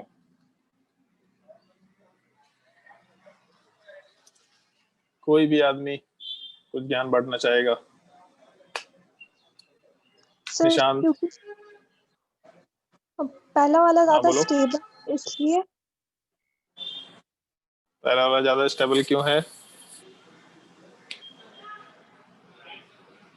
सर वहाँ CH3 है, मतलब ये हाइपर कॉन्जुगेशन वाला स्टेबिलिटी मिल रहा है इसलिए। हाइपर कंजुगेशन ज्यादा होगा। पहले वाले केस में 3 और 2 5 हाइपर कंजुगेशन हो रहा है, जबकि दूसरे वाले केस में एक ही हाइपर कंजुगेशन है। यहाँ पे एक ही हाइड्रोजन है तो एक हाइपर कंजुगेशन होगा। तो इस केस में हम लोगों का जो पहला वाला पार्ट है ज्यादा स्टेबल रेडिकल है, इसलिए ये बनेगा मेजर प्रोडक्ट में। और इसके बाद नेक्स्ट स्टेप में हम लोगों का जो HBr वाला पार्ट है, वो HBr वाले पार्ट के साथ फिर से इसी रेडिकल वाले पार्ट का कॉम्बिनेशन होता है, और इसमें हम लोग हाइड्रोजन वाले पार्ट के साथ कॉम्बिनेशन करा के आराम से प्रोडक्ट वाले पार्ट में यहाँ पे H के एडिशन बाहर ब्रोमीन वाले पार्ट के एडिशन करा सकते हैं। और यहाँ वाले रेडिकल में भी ऐसा ही एडिशन होगा, तो प्रोडक्ट वाले पार्ट में आराम से हम लोग बाहर वाले कार्बन पे H और ब्रोमीन का एडिशन करा सकते हैं। क्या स्टेप है, एक बार मेंशन करें इस चीज को। सबसे पहला चीज ये, एक पॉइंट ध्यान रखना, जब भी कभी रिएक्शन मैकेनिज्म में, जब भी कभी ऑर्गेनिक केमिस्ट्री में मेटल दे रखा होगा, या फिर सनलाइट दे रखा होगा, या फिर अल्ट्रावायलेट लाइट दे रखा होगा, या HNU दे रखा होगा, या फिर पेरोक्साइड दे रखा होगा, जब भी ये सब केसेस दे रखे होंगे, तो इन सब केसेस में हमेशा रेडिकल का फॉर्मेशन करा सकते हैं, हमेशा। कभी भी metal, sunlight, ultraviolet light, HNO या पेरोक्साइड दे रखा होगा तो रेडिकल का फॉर्मेशन कराएंगे। क्यों? उसके पीछे रीजन है, अगर मेटल देगा तो metal in general electron lose करता है। तो एक बॉन्ड में अगर एक एटम को एक इलेक्ट्रॉन मिल गया तो उसका ऑक्टेट मोस्टली पूरा हो जाया करेगा। जैसे मान लो कि ऐसा RX दे रखा, अगर हम लोग यहाँ एक इलेक्ट्रॉन का एडिशन करा देते हैं, तो ये हम लोग ग्रिग्नार्ड रीजन में डिस्कस कर चुके हैं कि हम लोग का यहाँ पे 2 इलेक्ट्रॉन है। हेलोजन वाले पार्ट को अगर एक इलेक्ट्रॉन मिल गया तो हेलोजन अपने इलेक्ट्रॉन लेकर हटना चाहेगा, क्योंकि उसका एक इलेक्ट्रॉन उसको बाहर से मिल गया, ऑक्टेट पूरा हो गया, तो मजबूरी में R रेडिकल को अलग हटना पड़ेगा। तो एक इलेक्ट्रॉन के एडिशन से रेडिकल का फॉर्मेशन हो सकता है। मेटल का काम ही यही है कि वो इलेक्ट्रॉन देगा, तो मेटल जैसे इलेक्ट्रॉन दिया, सामने वाला एलिमेंट इलेक्ट्रॉन लेके अपना बॉन्ड डिसोसिएट करके रेडिकल में कन्वर्ट कर लेता है, पहला चीज। दूसरा, अगर सनलाइट, अल्ट्रावायलेट लाइट और HNO दे रखा है, इनफैक्ट करंट भी दे रखा, तो इन सब केसेस में हम लोगों का होमोलिटिक फिजन होता है। सनलाइट, अल्ट्रावायलेट लाइट और HNO, जैसे एटॉमिक स्ट्रक्चर से रिलेट करो इस चीज को, उसमें सबसे पहले जो वर्ड आता है क्वांटम। क्वांटम क्या होता है, किसी को याद है? What is quantum?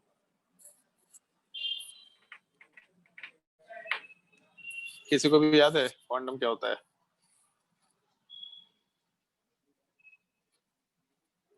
क्वांटा क्या होता है? फोटोन क्या होता है?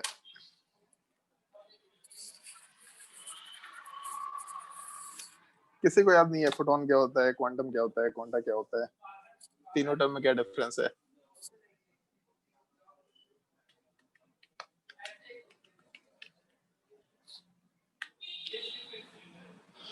प्लैंक्स क्वांटम थ्योरी के हिसाब से कोई भी इलेक्ट्रोमैग्नेटिक वेव छोटे छोटे बंडल्स ऑफ एनर्जी के फॉर्म में मूव करता है। उन छोटे छोटे बंडल्स को हम लोग क्वांटा बोला करते हैं। जब बहुत सारे बंडल्स होंगे तो क्वांटम बोलेंगे, और अगर वही इलेक्ट्रोमैग्नेटिक वेव लाइट हुआ तो उसी क्वांटम को हम लोग फोटोन भी, मतलब क्वांटा को हम लोग फोटोन बोल सकते हैं। तो अगर बंडल्स ऑफ एनर्जी है, मतलब 1-on-1 इंटरेक्शन होगा, एक पार्ट आकर के स्ट्राइक किया तो बॉन्ड को एकदम से एनर्जी मिला, बॉन्ड तुरंत डिसोसिएट कर जाता है, मतलब उसके पास टाइम नहीं होता कि हेटेरोलिटिक फिजन हो।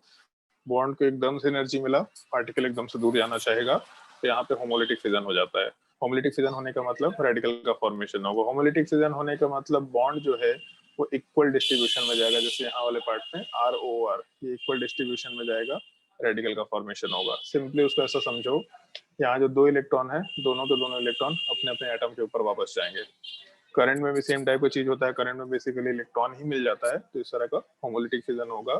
पेरोक्साइड अगर कंसिडर करें तो पेरोक्साइड बॉन्ड काफी वीक नेचर का होता है, अभी ऊपर भी डिस्कस किए थे, बचपन से मालूम है। अगर पेरोक्साइड बॉन्ड वीक नेचर का है तो आराम से ये दोनों इलेक्ट्रॉन्स वाले पार्ट का बॉन्ड ब्रेक होना चाहेगा, और डिसोसिएशन में, क्योंकि दोनों इक्वल पार्ट है तो इक्वल डिसोसिएशन में जाना चाहेगा, मतलब आराम से रेडिकल का फॉर्मेशन कराएगा।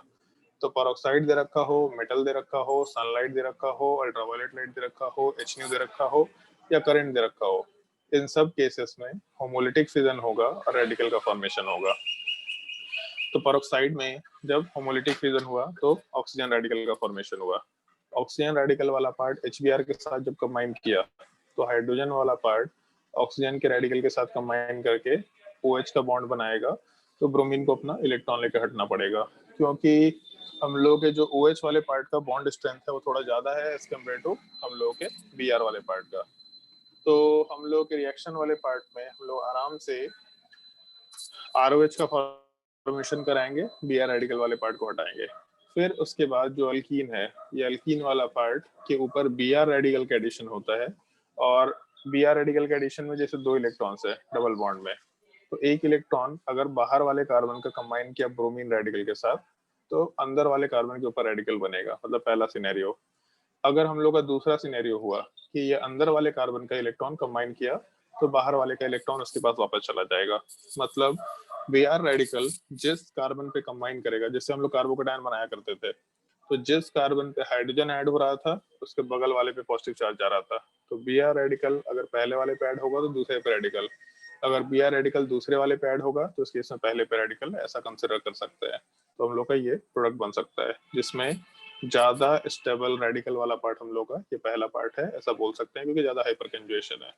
और एक बार ये रेडिकल बना तो ये रेडिकल फिर से कार्बन रेडिकल HBr के साथ कंबाइन करके, क्योंकि कार्बन हाइड्रोजन का बॉन्ड स्ट्रेंथ भी ज्यादा होगा, तो HBr के साथ कंबाइन करके आराम से हाइड्रोजन को कार्बन पे ऐड करा के हम लोग प्रोडक्ट का फॉर्मेशन करा सकते हैं। फिर से अगर देखा जाए तो जैसे जहां पे मेजर इंटरमीडिएट है तो प्रोडक्ट भी वहीं से मेजर निकल के आएगा। इन जनरल जब हम लोग प्रोडक्ट का फॉर्मेशन कराते हैं, जैसे मान लो अगर ये कंपाउंड दे रखा और इसका रिएक्शन HBr के साथ कराते हैं, तो इस केस में हम लोग के प्रोडक्ट में अंदर Br आता है, बाहर H जाता है, ये मेजर प्रोडक्ट है। बट अगर हम लोग इसी HBr का रिएक्शन किसी पेरोक्साइड के प्रेजेंस में कराए, R2O2, H2O2 या फिर कुछ और भी पेरोक्साइड ले लो, जो भी पेरोक्साइड ले लो, उससे मतलब नहीं है, तब उस केस में हम लोगों का मेजर प्रोडक्ट बनाते वक्त ब्रोमीन वाला पार्ट बाहर चला गया, हाइड्रोजन अंदर चला जाता है। क्यों ऐसा हो रहा है? क्योंकि हम लोगों का जो इलेक्ट्रोफाइल है, जो कि इस अल्कीन पे ऐड हो रहा है, वो इलेक्ट्रोफाइल ही चेंज हो गया। हम लोग का पहले इलेक्ट्रोफाइल H+ होता था और वो ऐड होकर कार्बोकेटायन बनाता था। अभी इलेक्ट्रोफाइल ब्रोमीन रेडिकल है और ब्रोमीन रेडिकल जब ऐड हो रहा है तो हो अभी भी मार्कोवनिकोव एडिशन प्रोडक्ट ही रहा है, बट इलेक्ट्रोफाइल ही चेंज हो गया। H के जगह पे ब्रोमीन इलेक्ट्रोफाइल बन रहा है। तो इलेक्ट्रोफाइल अगर चेंज हो गया तो फिर हम लोग का प्रोडक्ट भी उल्टा दिखाई दे रहा है। मतलब फिर से इस बार हम लोगों को एंटी मार्कोवनिकोव एडिशन प्रोडक्ट का फॉर्मेशन दिखाई दे रहा है। मतलब एक तो ये पॉइंट ध्यान रखना है, एंटी मार्कोवनिकोव प्रोडक्ट, एक ये तो बनेगा सबसे पहला चीज। दूसरा, हम लोग कुछ एक्स्ट्रा पॉइंट्स का ध्यान रखते हैं। एक्स्ट्रा पॉइंट में ये पॉइंट बहुत इंपॉर्टेंट होता है जो अपने को ध्यान रखना होता है। HCl doesn't show peroxide effect। और क्यों नहीं शो करता है? क्योंकि क्लोरीन रेडिकल बहुत ज्यादा रिएक्टिव नेचर का होता है, तो जल्दी बनेगा नहीं। पहला चीज, क्लोरीन रेडिकल बहुत रिएक्टिव नेचर का है तो बनना नहीं चाहेगा। दूसरा, HCl वाला पार्ट भी रिएक्टिव नेचर का रहता है, तो जैसे क्लोरीन रेडिकल का रिएक्टिविटी इतना ज्यादा है कि वो इस तरीके से बनना ही नहीं चाहेगा। तो फिर मजबूरी में जो HCl है वो नॉर्मल इलेक्ट्रोफिलिक एडिशन रिएक्शन में जाता है। मतलब HCl वाला पार्ट जो है वो सिंपली H+ और Cl- के फॉर्मेट में ही एडिशन में जाता है। पेरोक्साइड होने पे भी क्लोरीन रेडिकल का फॉर्मेशन होना मुश्किल होता है, क्योंकि ये बहुत ही ज्यादा अनस्टेबल रेडिकल है। काफी रिएक्टिव रेडिकल है, मतलब बहुत ही अनस्टेबल रेडिकल है। तो इसके ना बनने की वजह से HCl एक नॉर्मल रिएक्शन शो करता है, H+ ऐड होगा, कार्बोकेटायन बनेगा, क्लोरीन का एडिशन होगा, मतलब प्रोडक्ट आराम से बन सकता है। आज तक एक सवाल नहीं पूछा गया है, जैसे HBr में पेरोक्साइड चीज पूछा जा चुका है। एक सवाल ऐसा नहीं पूछा गया है जो हो सकता है पूछ दिया जाए, कि जैसे मान लो ऐसा दे दिया सवाल और इसमें HCl का एडिशन कराया इन द प्रेजेंस ऑफ R2O2, तो हम लोग ये सोचेंगे कि अच्छा पेरोक्साइड दिया, पेरोक्साइड इफेक्ट होगा, बाहर वाले पार्ट पे क्लोरीन ऐड हो जाएगा। लेकिन बाहर वाले पार्ट पे तो क्लोरीन छोड़ो, कार्बोकेटायन रीअरेंजमेंट होकर के अंदर वाले क्लोरीन पे भी क्लोरीन ऐड नहीं होगा और अंदर वाले पार्ट पे क्लोरीन जाएगा, क्योंकि कार्बोकेटायन का फॉर्मेशन हो रहा है तो रीअरेंजमेंट होना ही होना है। तो इस चीज का ध्यान रखना। HCl पेरोक्साइड इफेक्ट शो नहीं करेगा, क्योंकि यहाँ पे क्लोरीन रेडिकल बहुत ज्यादा रिएक्टिव नेचर का है। तो ये सिंपली H+ और Cl- के फॉर्म में कार्बोकेटायन बनाते हुए ही रिएक्शन कैरी आउट करेगा। इस एक चीज का ध्यान रखना है, पहला चीज। अच्छा हाँ, एक और चीज थोड़ा ध्यान रखना, पेरोक्साइड इफेक्ट को हम लोग एक और नाम से जानते हैं, खराश इफेक्ट। खराश इफेक्ट बोलो, पेरोक्साइड इफेक्ट बोलो, एंटी मार्कोवनिकोव एडिशन प्रोडक्ट बोलो, सारा नाम आराम से कंसिडर किया जा सकता है। और एक पॉइंट और ध्यान रखना होता है कि हम लोगों का थायोल, थायोल मतलब RSH, और उसके अलावा CCl3Br, ये दोनों कंपाउंड्स भी हम लोगों के पेरोक्साइड इफेक्ट वाले पार्ट को शो करते हैं। मतलब ये दोनों कंपाउंड वाले पार्ट हम लोग के पेरोक्साइड इफेक्ट को शो करेगा। और याद रखने का तरीका क्या है, ये हम सिंपली बता रहे हैं। जैसे HBr था, तो HBr में H+ था और Br-, तो नॉर्मल कंडीशन में H+ पहले ऐड होता था और Br- बाहर जाके ज्यादा स्टेबल कार्बोकेटायन पे ऐड होता था। बट यहाँ पे उल्टा हो गया। अगर पेरोक्साइड हुआ तो जस्ट उल्टा ले लो, हम लोग के रिएक्शन वाले पार्ट में ये बॉन्ड ब्रेक करेंगे, तो Br- वाला जो पार्ट है, मतलब Br वाला पार्ट एक इलेक्ट्रोफाइल के जैसा और H वाला पार्ट एक न्यूक्लियोफाइल के जैसा चला गया। ऐसा कंसिडर करना, ऐसा होता नहीं है H-, बट ऐसा होता नहीं है, बट ऐसा कंसिडर करना है अपने को कि HBr में Br+ के फॉर्मेट में और H वाला पार्ट माइनस के फॉर्मेट में जा रहा है। अगर RSH होता तो RSH में हम लोगों का RS- वाला पार्ट और H+ वाला पार्ट होता जनरली, मतलब S- ऐड होता है और H+ वाला पार्ट इलेक्ट्रोफाइल के जैसा ऐड होता है। बट अगर हम लोगों का पेरोक्साइड इफेक्ट वाला पार्ट है तो उस केस में जस्ट इसको उल्टा समझ लेना कि हम लोगों का H माइनस वाला पार्ट और RS प्लस वाला पार्ट, मतलब ये इलेक्ट्रोफाइल ऐड होगा और H माइनस वाला part as a nucleophile add होगा, ऐसा कंसीडर करते हुए काम करना है। ऐसा कोई रूल नहीं है, बट तरीका बना रहे हैं, बता रहे हैं प्रोडक्ट का। उसके बाद CCl3Br, इसको जब ब्रेक करते हैं तो ब्रोमीन के ऊपर प्लस चार्ज होता है और CCl3 माइनस होता है। एक नॉर्मल एडिशन का प्रोडक्ट है जो तुम्हारे एनसीईआरटी में कहीं दे नहीं रखा, थोड़ा ध्यान रखना। CCl3 माइनस और Br प्लस का फॉर्मेशन होता है। लेकिन अगर हम लोग पेरोक्साइड इफेक्ट कंसिडर करेंगे तो उस केस में जहां कार्बोकेटायन बन रहा था या फिर जहां इलेक्ट्रोफाइल बन रहा था वो न्यूक्लियोफाइल के जैसा ऐड होगा, और जो हम लोग का न्यूक्लियोफाइल बन रहा था वो इलेक्ट्रोफाइल के जैसा ऐड होगा। मतलब CCl3 वाला पार्ट हम लोग इलेक्ट्रोफाइल के जैसा ऐड करके एंटी मार्कोव प्रोडक्ट, मतलब जो प्रोडक्ट इसमें बनना चाहिए उसका जस्ट उल्टा प्रोडक्ट बना लो। और क्योंकि रेडिकल बन रहा है तो रीअरेंजमेंट की भी कोई चांसेस नहीं है, कोई रीअरेंजमेंट हम लोग को कराते हुए प्रोडक्ट का फॉर्मेशन नहीं कराना है। इस एक चीज का थोड़ा ध्यान रखना। पेरोक्साइड इफेक्ट वाले पार्ट में अगर किसी को कोई डाउट है तो आराम से पूछ लो।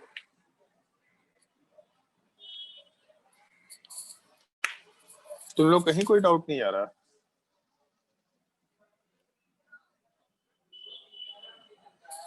चलो ध्यान दो। जैसे पेरोक्साइड इफेक्ट वाले पार्ट के बाद हम लोग का एक छोटा सा टॉपिक बाकी रह जाता है, रिएक्शन ऑफ अल्काइंस।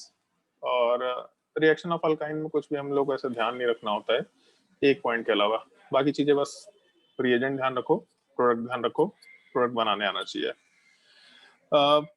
अगर हम लोग कार्बोकेटायन के स्टेबिलिटी की बात करें तो कार्बन डबल बॉन्ड कार्बन के ऊपर पॉजिटिव चार्ज, मतलब विनाइल कटायन की बात कर रहा है। विनाइल कटायन वाला पार्ट काफी अनस्टेबल नेचर का होता है, तो नॉर्मली विनाइल कटायन नहीं बनना चाहता है। मतलब कभी भी अगर हम लोग ट्रिपल बॉन्ड में इलेक्ट्रोफाइल का एडिशन कराएंगे तो ये चीज बनना चाहिए। जैसे ट्रिपल बॉन्ड है, अगर इसमें हम लोग इलेक्ट्रोफाइल का एडिशन कराए तो आराम से हम लोग को डबल बॉन्ड के ऊपर पॉजिटिव चार्ज मिलना चाहिए। बट ये कार्बोकेटायन काफी अनस्टेबल नेचर का है, तो अगर ये काफी अनस्टेबल नेचर का है मतलब जल्दी नहीं बनना चाहेगा, और अगर जल्दी नहीं बनना चाहेगा इसका मतलब रिएक्शन का रेट काफी स्लो होगा। तो विनाइल कटायन के अनस्टेबल नेचर की वजह से हम लोग का विनाइल कटायन नहीं बनना चाहता है, जिसकी वजह से एक अल्काइन के ऊपर इलेक्ट्रोफिलिक एडिशन रिएक्शन का जो रेट है वो काफी स्लो होता है। तो एक ये पॉइंट सबसे इंपॉर्टेंट है जो अपने को ध्यान रखना होता है, rate of electrophilic addition reaction. और तुम्हारे बुकलेट में एक बहुत अच्छा सवाल दे रखा है, मतलब एक या दो सवाल है, ऑलमोस्ट रिलेटेड टाइप का है, तुमको सॉल्व करके बहुत मजा आएगा। Rate of electrophilic addition reaction वाले पार्ट में हम लोगों का जो अल्कीन का रेट ऑफ रिएक्शन है वो हाई होता है एज कम्पेयर टू अल्काइन, क्योंकि हम लोगों के अल्काइन वाले पार्ट में विनाइल कटायन का फॉर्मेशन होगा जो कि बहुत अनस्टेबल होता है। तो अगर एक जगह अल्कीन है एक जगह अल्काइन है तो प्रेफरेबली हम लोग अल्कीन के ऊपर रिएक्शन कराएंगे अगर एक मोल दे रखा तो। सबसे पहला चीज ये। दूसरा पार्ट हम लोग को सारे रिएक्शंस ध्यान रखने हैं जो कि हम लोग को डिस्कस किए थे अभी अल्कीन वाले पार्ट में। इनफैक्ट सारे भी याद नहीं रखने हैं, कुछ ही पार्ट ध्यान रखना है। जैसे अगर मान लो हम लोग को ये कंपाउंड दे रखा RC ट्रिपल बॉन्ड CH, अगर इसका रिएक्शन हम लोग HCl या HBr के साथ कराते हैं, बेसिकली HX के साथ कराते हैं 1 मोल, तो जब 1 मोल का एडिशन होगा तो हम लोग के कार्बन डबल बॉन्ड कार्बन का फॉर्मेशन बचेगा, एक कार्बन के ऊपर हाइड्रोजन जाएगा और ज्यादा स्टेबल कार्बोकेटायन वाले पार्ट की तरफ से हेलोजन का एडिशन होगा।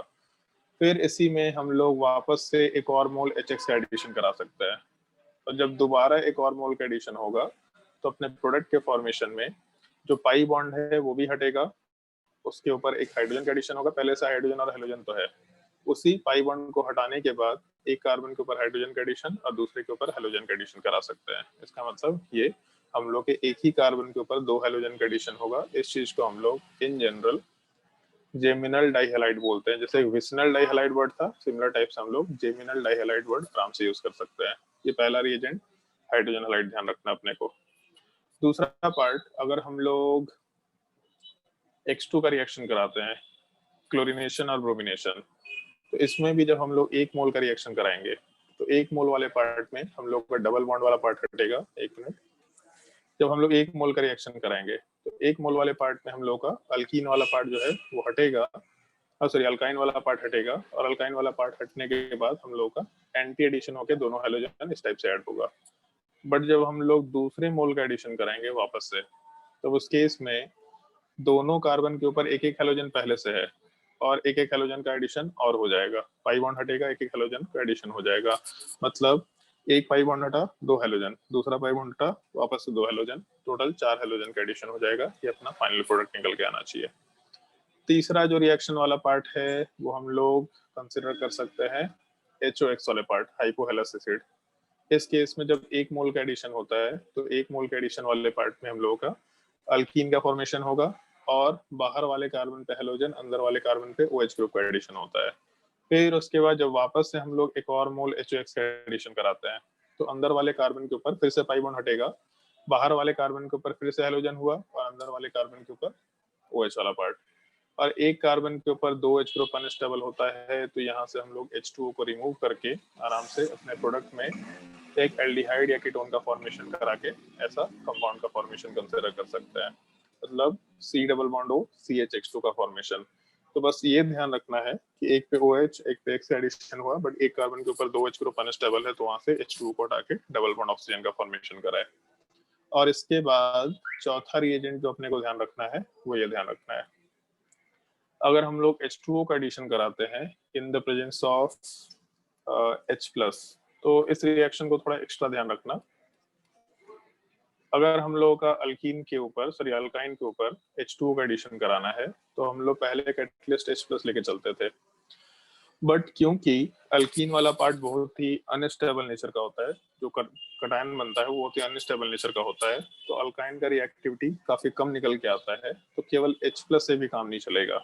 मतलब H+ कैटलिस्ट है बट इससे भी सफिशिएंटली रेट ऑफ रिएक्शन नहीं बढ़ पाता है, तो हम लोग को एक और कैटलिस्ट Hg2+ चाहिए। अब वो Hg2+ वाला पार्ट तुम जहां से भी लेके आओ, इन जनरल HgSO4 दे रखा होता है, और जब 1% HgSO4 दे रखा होगा, मतलब H+ तो रहेगा और 1% HgSO4, तो इस चीज को एक नेम से भी जाना जाता है कुशेरोव्स रिएक्शन। तब एक नाम है, याद रख लो तो ज्यादा बेटर है, कुशेरोव्स रिएक्शन। अगर हम लोग का 1% HgSO4 रहा तब, तो H+ के अलावा एक और कैटलिस्ट Hg2+ लेके हम लोग चलते हैं, और में प्रोडक्ट वाले पार्ट में हम लोग को ज्यादा कुछ सोचना नहीं होता है। एक पाई बॉन्ड वाला पार्ट हटेगा और पाई बॉन्ड हटने के बाद हम लोग का एक कार्बन के ऊपर हाइड्रोजन का एडिशन होगा और दूसरे के ऊपर OH ग्रुप का एडिशन होगा। और क्योंकि हम लोगों का प्रोडक्ट वाले पार्ट में यहाँ पे इनॉल है, डबल बॉन्ड के ऊपर OH ग्रुप है, मतलब इनॉल वाला पार्ट का फॉर्मेशन होगा, तो इनॉल वाला पार्ट अपने आप को आराम से टॉटोमराइज करके कीटोन में कन्वर्ट करना चाहेगा, मतलब C डबल बॉन्ड O और CH3 का फॉर्मेशन कंसिडर कर सकते हैं, मतलब अपने आप को ये पार्ट कीटोन में कन्वर्ट करके ये फाइनल प्रोडक्ट बनाएगा। तो इस एक चीज का ध्यान रखना, हम लोग का एक ये रिएक्शन है जहाँ पे H2O का addition in the presence of केवल H+ नहीं Hg2+ भी रहेगा, वहां से हम लोग आराम से प्रोडक्ट का फॉर्मेशन कंसिडर कर सकते हैं। इस चीज को 1% HgSO4 लेके चलेंगे तो कुछ शेरवुड रिएक्शन बोलेंगे, हो सकता है कि HgSO4 के जगह पे HgOAC होल्ड राइज दे दे, तो यहाँ से भी Hg2+ मिलेगा, तो हम लोग ऑक्सीमर्क्यूरेशन डीमर्क्यूरेशन होगा। इनफैक्ट इसमें हम लोग हाइड्रोबोरेशन ऑक्सीडेशन भी करा सकते हैं, एंटी मार्कोवनिको प्रोडक्ट बनेगा, आराम से हम लोग हाइड्रोबोरेशन ऑक्सीडेशन प्रोडक्ट का फॉर्मेशन कंसिडर कर सकते हैं। मतलब रिएक्शन सेम है जो हम लोग अल्कीन में कर रहे थे, बस रेट ऑफ रिएक्शन कम है। अल्कीन में हम लोग डबल बॉन्ड का रीअरेंजमेंट करा रहे थे, सॉरी कार्बोकेटायन का रीअरेंजमेंट करा रहे थे। यहाँ पे क्योंकि डबल बॉन्ड के ऊपर पॉजिटिव चार्ज है तो रीअरेंजमेंट नहीं होगा, सीधा सीधा प्रोडक्ट बनाना है। एक पाई बॉन्ड हटा, हम लोग को उसी कार्बन पे न्यूक्लियोफाइल का एडिशन हुआ जहां ज्यादा स्टेबल कार्बोकेटायन है, दूसरा पाई बॉन्ड हटा, वहीं पे वापस से न्यूक्लियोफाइल का एडिशन होना है, प्रोडक्ट आराम से बना सकते हैं। केवल ये लास्ट वाले केस में ध्यान रखना, एक ही OH ग्रुप का एडिशन होगा, इनफैक्ट 2 भी हो जाए तो दिक्कत नहीं है, प्रोडक्ट सेम ही बनना है, एक कार्बन के ऊपर दूसरा OH ऐड होगा तो उस केस में हम लोग एक कार्बन से 2 OH ग्रुप हट जाएगा। तो हम लोग का प्रोडक्ट वाला पार्ट यहाँ से टॉटोमराइजेशन करके बनाओ या डायरेक्टली बनाओ, उससे कोई दिक्कत नहीं है, बट ये 4 रिएक्शंस अपने को ध्यान रखने होंगे अगर हम लोग के अल्काइन के रिएक्शन को कंसिडर करते हैं तो। और ऑक्सीमर्क्यूरेशन, डीमर्क्यूरेशन और हाइड्रोबोरेशन ऑक्सीडेशन तो ध्यान रखना ही रखना है। वो रिएजेंट में एक जगह मार्कोवनिकोव एडिशन, एक जगह एंटी मार्कोवनिकोव एडिशन, जैसे मान लो अगर हम लोग लिख लेते हैं यहाँ पे, और ऑक्सीमर्क्यूरेशन डीमर्क्यूरेशन कराते हैं RC ट्रिपल बॉन्ड CH। अगर इस केस में हम लोग ऑक्सीमर्क्यूरेशन डीमर्क्यूरेशन कराए तो अपने प्रोडक्ट में मार्कोवनिकोव एडिशन के साथ हम लोगों का OH ग्रुप का एडिशन होगा, और इस केस में आराम से प्रोडक्ट वाला पार्ट टॉटोमराइज करेगा, अपने आप को एल्डिहाइड या कीटोन में कन्वर्ट कर लेगा, बेसिकली कीटोन में मोस्टली कन्वर्ट करेगा। और अगर हम लोग यहाँ हाइड्रोबोरेशन ऑक्सीडेशन कराते RC triple bond CH hydroboration oxidation अगर कराएंगे तो अपने प्रोडक्ट वाले पार्ट में कार्बन डबल बॉन्ड कार्बन, अंदर वाले पार्ट पे H ऐड होगा, बाहर वाले पार्ट पे OH ऐड होगा। और टॉटमराइजेशन कराने के बाद हम लोग आराम से RCH2 C double bond O H का फॉर्मेशन मतलब एल्डिहाइड का फॉर्मेशन करा सकते हैं। ऑल्दो एल्डिहाइड और कीटोन याद मत रखना, वो तो टॉटमराइजेशन के बाद जो बन रहा है प्रोडक्ट उसके हिसाब से काम करेंगे, लेकिन हम लोग आराम से एक OH ग्रुप का एडिशन टॉटमराइजेशन कराने के बाद आराम से जो भी प्रोडक्ट बन सकता है उस चीज का फॉर्मेशन कंसिडर कर सकते हैं। तो ये तुम्हारा कुछ स्पेसिफिक मैकेनिज्म है जो हम लोगों को डिस्कस करना था। बहुत ही छोटे छोटे मैकेनिज्म है, बहुत इंपॉर्टेंट पार्ट इसमें कुछ नहीं है जो समझने को है, मोस्टली सारा पार्ट हम लोग डिस्कस कर चुके हैं। बस हाइड्रोपोरेशन ऑक्सीडेशन का मैकेनिज्म थोड़ा ध्यान रखना, और उसके अलावा उसमें जो स्टीरियो केमिस्ट्री का पार्ट है वो भी चीज ध्यान रखना।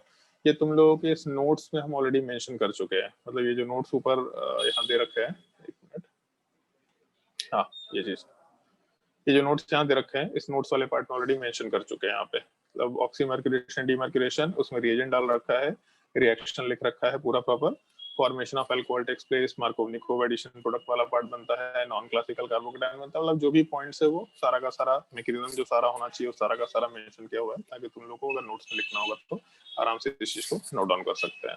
और उसी चीज को बस हम सम अप कर रहे थे, थोड़ा उसको फास्ट बस एक्सप्लेन करते जा रहे थे ताकि तुम लोगों को तेजी से वो चीज समझ में आ जाए। अगर किसी पार्ट में कोई डाउट है तो बताओ, और अगर डाउट नहीं है तो फिर आज हम होमवर्क देने वाले हैं तुम लोगों को। और तुम लोगों के ग्रुप में हम MS चौहान का नया एडिशन डाल रहे हैं, उसमें हम होमवर्क मार्क करेंगे। मतलब एक नया एडिशन बुक मिला हमको MS चौहान का, हम उससे ही क्वेश्चंस को तुम लोग को मार्क करना शुरू करेंगे। जो मेरे पास बुक पड़ा हो तो उसी का बेसिकली PDF वाला पार्ट है, तो उसको हम एक एक करके क्वेश्चन सॉल्व कराते चले जाएंगे तुम लोगों को। अल्कीन का भी क्वेश्चन होगा, और अल्कोहल फिनोल ईथर के भी क्वेश्चंस होंगे। अगर कोई डाउट है किसी को तो पूछो। और एक बार घर पे ये क्वेश्चंस ट्राई कर लेना, जो नोट्स बनाएंगे उसमें एक जगह पे दे रखा है फाइंड द प्रोडक्ट, 3 4 5 रिएक्शंस यहाँ पे है, और अल्काइन वाले पार्ट में कोई रिएक्शंस नहीं है, उसको डायरेक्टली सॉल्व कर सकते हैं। अगर डाउट नहीं है तो पहले हम बुकलेट वाले पार्ट में होमवर्क देते हैं तुम लोगों को, उसमें जो जो क्वेश्चन बच के उसको ढंग से सॉल्व करना। और 2 क्वेश्चंस हम स्पेसिफिकली मार्क कराएंगे, उनको अच्छे से ध्यान रखना, उन क्वेश्चंस को बहुत ही पार्टिकुलरली ध्यान रखना है, क्योंकि बहुत अच्छा क्वेश्चन दे रखा है अल्कीन अल्काइन के ऊपर, रिएक्टिविटी के कंसीडरेशंस के ऊपर। डाउट होगा तो नेक्स्ट क्लास में आराम से डिस्कस करेंगे।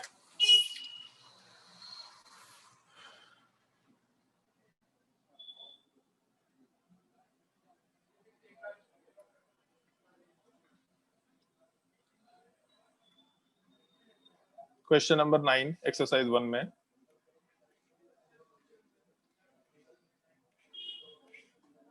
Exercise 1 question number 9,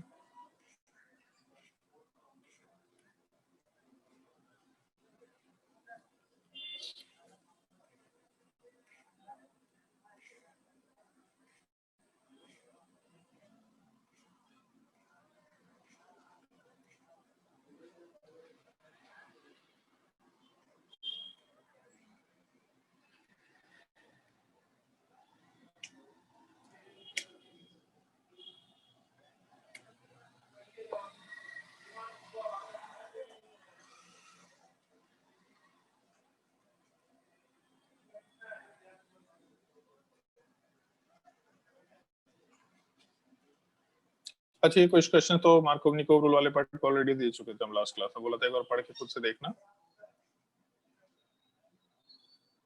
question number 23 exercise 2 का 23, 26, 27,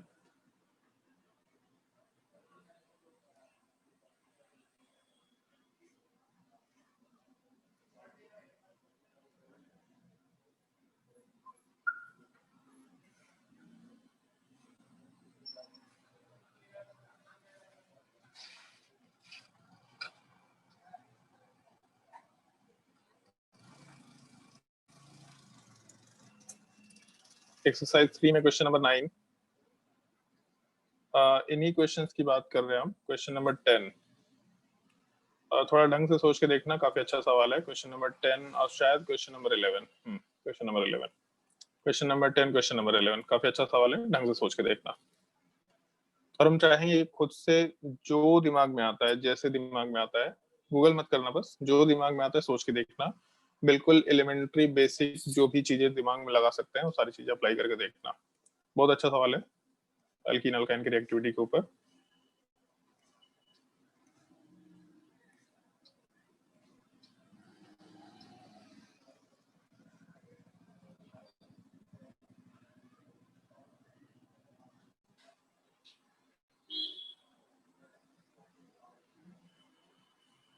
ठीक है, इसके अलावा MS चौहान वाले पार्ट में होमवर्क दे रहे हैं हम तुम लोगों को।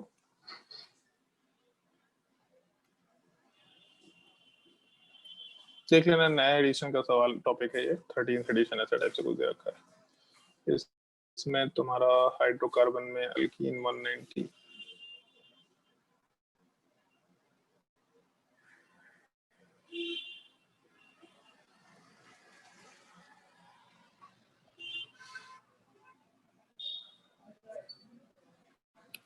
मार्क नहीं कर पाएंगे इधर।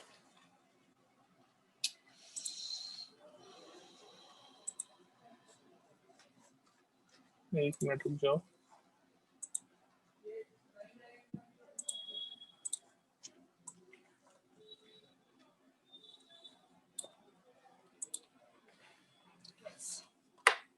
अरे यार,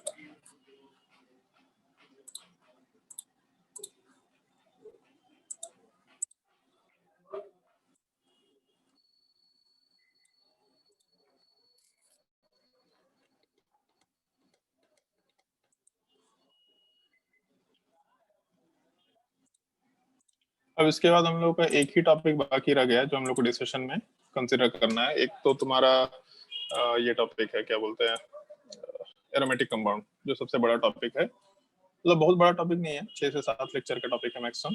तो एक बस यही टॉपिक एक है सबसे बड़ा जो हम लोग को डिस्कशन करना है, और उसके बाद फिर हम लोग को कुछ छोटा छोटा नेम रिएक्शन वाला पार्ट बचेगा। बाकी सब तो टॉपिक बहुत ही आसान सा है यार, इसमें पता नहीं क्या दिक्कत हो रहा है। ठीक है, हम उसी में क्वेश्चन मार्क करने की कोशिश करते हैं।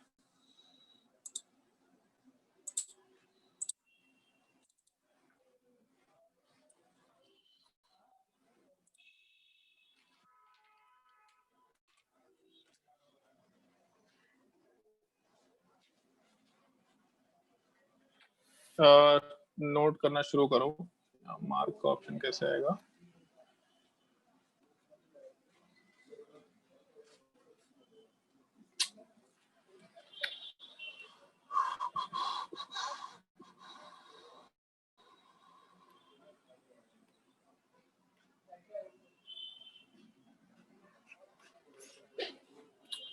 मार्क ऑप्शन तो नहीं यार।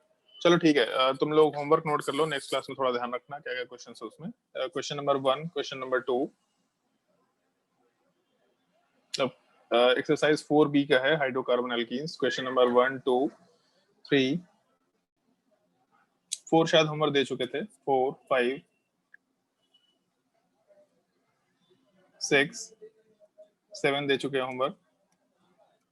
सॉरी सॉरी, 6 नहीं, अभी 6 नहीं, ये नेक्स्ट क्लास में लोग उसे अगले क्लास में देखेंगे।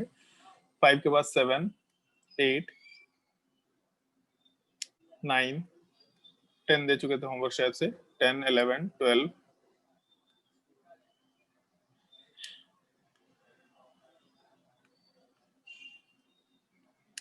13, 14, 15, 16, 17, 18, 19, 20,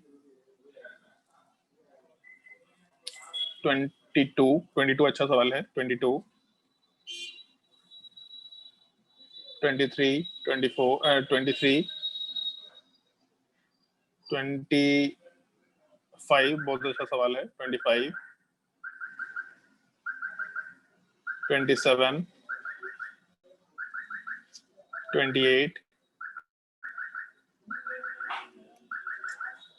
29, 31,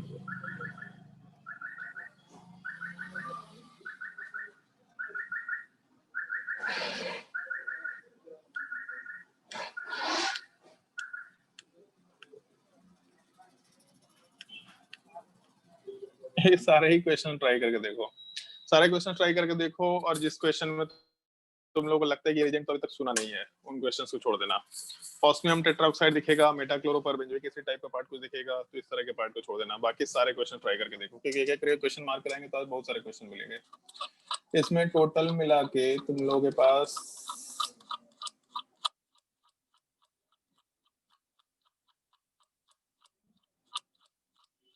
बहुत क्वेश्चन है भाई,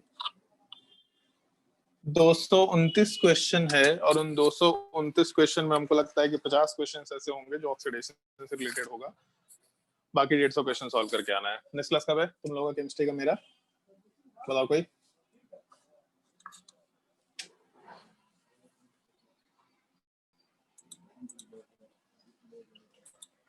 बोलो भाई जल्दी, नेक्स्ट क्लास कब है?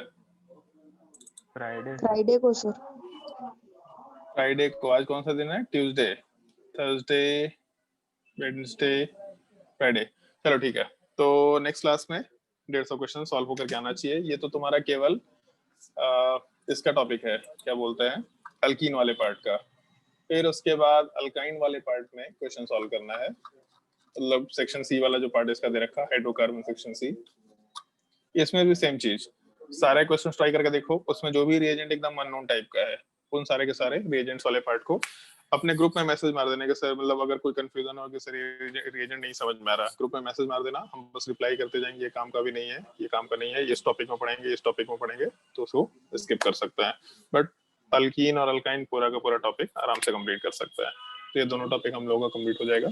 उसके बाद नेक्स्ट क्लास में हम लोग एरोमेटिक कंपाउंड शुरू करेंगे आराम से। एरोमेटिक कंपाउंड में शुरू में हम लोग इलेक्ट्रोफिलिक एडिशन रिएक्शन वाला पार्ट देखेंगे, जो कि एनसीईआरटी में पहले साल मतलब 11th में दे रखा है, बट एक्चुअल में हम लोग कंबाइन पढ़ेंगे इलेक्ट्रोफिलिक एडिशन रिएक्शन, एसएनएआर रिएक्शन। फिर उसके बाद छोटे छोटे टॉपिक, मतलब एसएनएआर रिएक्शन में अल्काइल हैलाइड शुरू होगा, तो सॉरी अराइल हैलाइड शुरू होगा, अराइल हैलाइड के सारे रिएक्शन जिसमें बेंजाइन मैकेनिज्म भी आएगा। फिर उसके बाद फिनॉल, फिनॉल के सारे रिएक्शंस, एनिलीन, एनिलीन के सारे रिएक्शंस। तो टोटल मिला करके 4 या 5 लेक्चर में हम लोग का एरोमेटिक कंपाउंड वाला पार्ट कंप्लीट हो जाएगा। उसमें छोटे छोटे जो पार्ट्स हैं उसमें हम लोग का एक लेक्चर जाएगा, इलेक्ट्रोफिलिक सब्स्टिट्यूशन रिएक्शन वाले पार्ट के मैकेनिज्म में एक लेक्चर जाएगा, और उसके अलावा क्वेश्चंस हम तुम लोगों को होमवर्क देंगे जिसको तुम लोगों को प्रॉपर्ली पूरा सॉल्व करके आना है। तो नेक्स्ट क्लास में हम लोग का इलेक्ट्रोफिलिक सब्स्टिट्यूशन रिएक्शन वाला पार्ट शुरू होगा।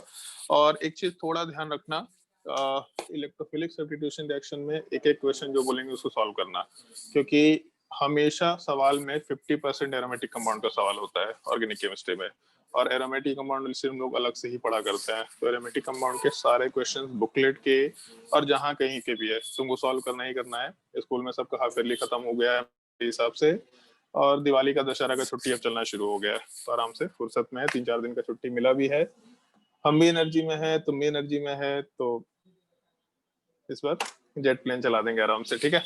तो किसी को कोई डाउट है तो पूछो, अगर डाउट नहीं है तो नेक्स्ट क्लास में जिसको भी डाउट होगा वो ग्रुप में डाल देना, हम बहुत सारे क्वेश्चंस का ग्रुप में ही रिप्लाई कर दिया करेंगे, क्योंकि हम क्लास में थोड़ा फास्ट सिलेबस कंप्लीट करना चाह रहे हैं। आराम से हम चाह रहे हैं कि दिवाली से पहले मेरा सिलेबस ऑर्गेनिक केमिस्ट्री का कवर हो जाए, तो हम क्लास में डिस्कशन ना करके हम क्लास से पहले ही डिस्कशन कर लेंगे।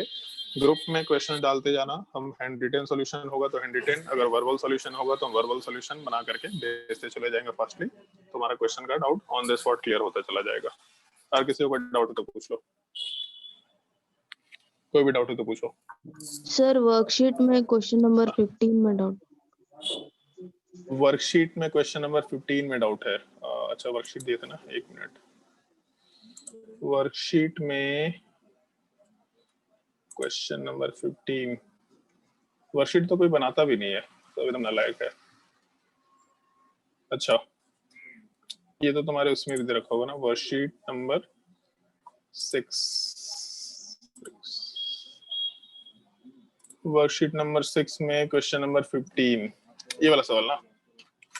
हाँ सबसे पहले ये बताओ कि जैसे H3O+ है और यहाँ अल्कीन दिख रहा, तो रिएक्शंस कहाँ पे होगा? तो एक तो दिख रहा है कि ये अल्कीन पे रिएक्शन होगा या फिर इस अल्कीन पे रिएक्शन होगा, बट दोनों में जब रिएक्शन होगा तो एक कार्बोकेटाइन यहाँ बन सकता है, दूसरा इधर बन सकता है। दोनों में ज्यादा स्टेबल कौन सा है, बेंजीन वाले से अटैच्ड कार्बोकेटाइन है दूसरा वाला?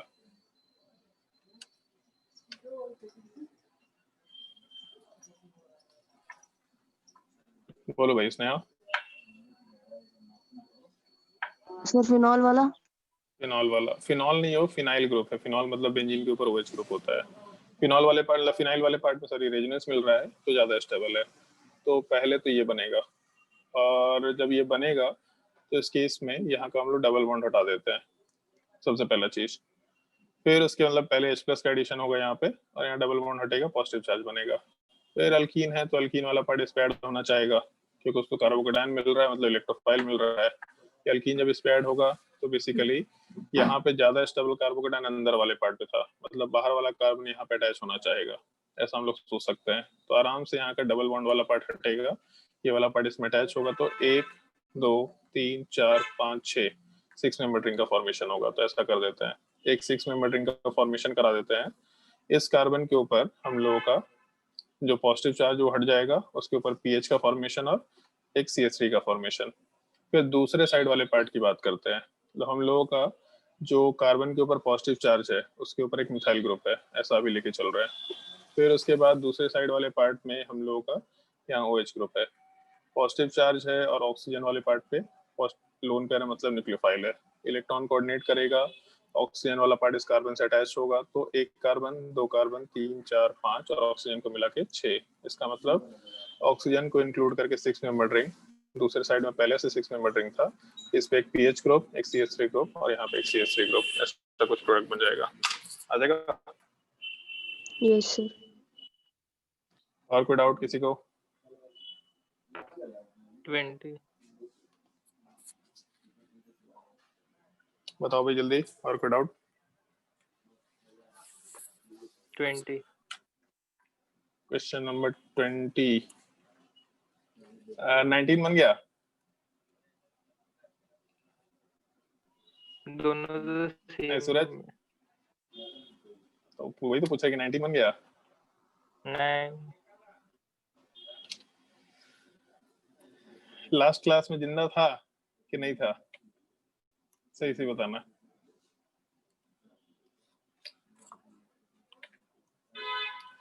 बोलो भाई। बुकलेट जब सामने, बुकलेट आंख के सामने से गुजर रहा है तो लग रहा है कि कहाँ गाली पड़ने वाला है।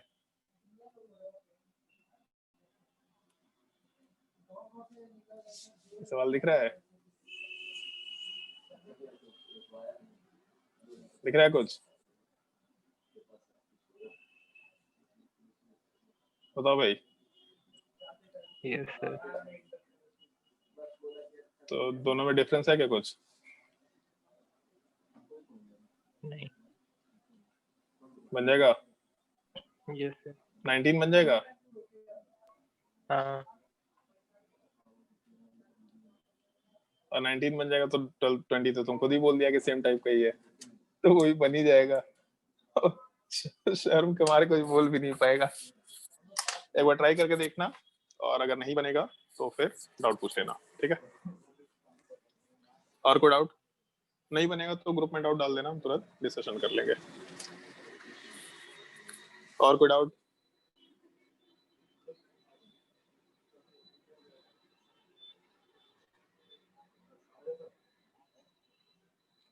बताओ भाई जल्दी, और कोई डाउट? चलो ठीक है, तो आज के लिए क्लास यहीं पे एंड करते हैं, नेक्स्ट क्लास में कंटिन्यू करते हैं। सारे क्वेश्चंस ट्राई करके आना, क्योंकि अब तुम लोग के मेन टॉपिक कवर हो चुके हैं, तो अब क्वेश्चन ज्यादा होगा, थ्योरी कम रहेगा। थ्योरी रहेगा छोटा छोटा कुछ एडिशन होता जाएगा, बट थ्योरीज अब नए बहुत ज्यादा कुछ नहीं रहेंगे इलेक्ट्रोफिलिक सब्स्टिट्यूशन के अलावा। और क्वेश्चंस बहुत सारा रहेगा, छोटा सा टॉपिक, उसमें मल्टीपल टाइप क्वेश्चंस रहेंगे, छोटा सा टॉपिक उसमें बहुत सारे टाइप के क्वेश्चंस रहेंगे। तो टाइप्स ऑफ क्वेश्चंस ज्यादा जरूरी होगा, इसलिए क्वेश्चंस प्रैक्टिस करो अब आराम से। अभी से लेके 15 दिन तक जितने क्वेश्चंस बोलेंगे सारा प्रैक्टिस करना। जैसे अभी एक ही दिन में हम आराम से 60 70 80 क्वेश्चन सॉल्व कर सकते हैं। 3 दिन का टाइम है तो 200 क्वेश्चन सॉल्व करना मुश्किल चीज नहीं होगा। तो क्वेश्चन सॉल्व करो, मस्ट है, एकदम सॉल्व करो। और हम लोग का इलेक्ट्रोफिलिक एडिशन के बाद जैसे ही एरोमेटिक कंपाउंड खत्म होगा, मतलब ऑलमोस्ट टॉपिक खत्म हो गया, फिर नेम रिएक्शन है, छोटे छोटे नेम रिएक्शन है, आधा लेक्चर 20 मिनट 25 मिनट 1 घंटा, धीरे धीरे सारा टॉपिक खत्म होता जाएगा। एक एल्डोल रिएक्शन, कैनिजारो रिएक्शन, और हेलोफॉर्म रिएक्शन, एस्टरिफिकेशन रिएक्शन, ये 4 टॉपिक्स हैं जो मेजर टॉपिक्स हैं, जो एक एक लेक्चर का टॉपिक है। बाकी सब 10 मिनट 20 मिनट का टॉपिक है, आराम से टॉपिक कंप्लीट हो जाएगा। तो नेक्स्ट क्लास में कंटिन्यू करते हैं, आज के लिए क्लास यहीं पे समाप्त करते हैं।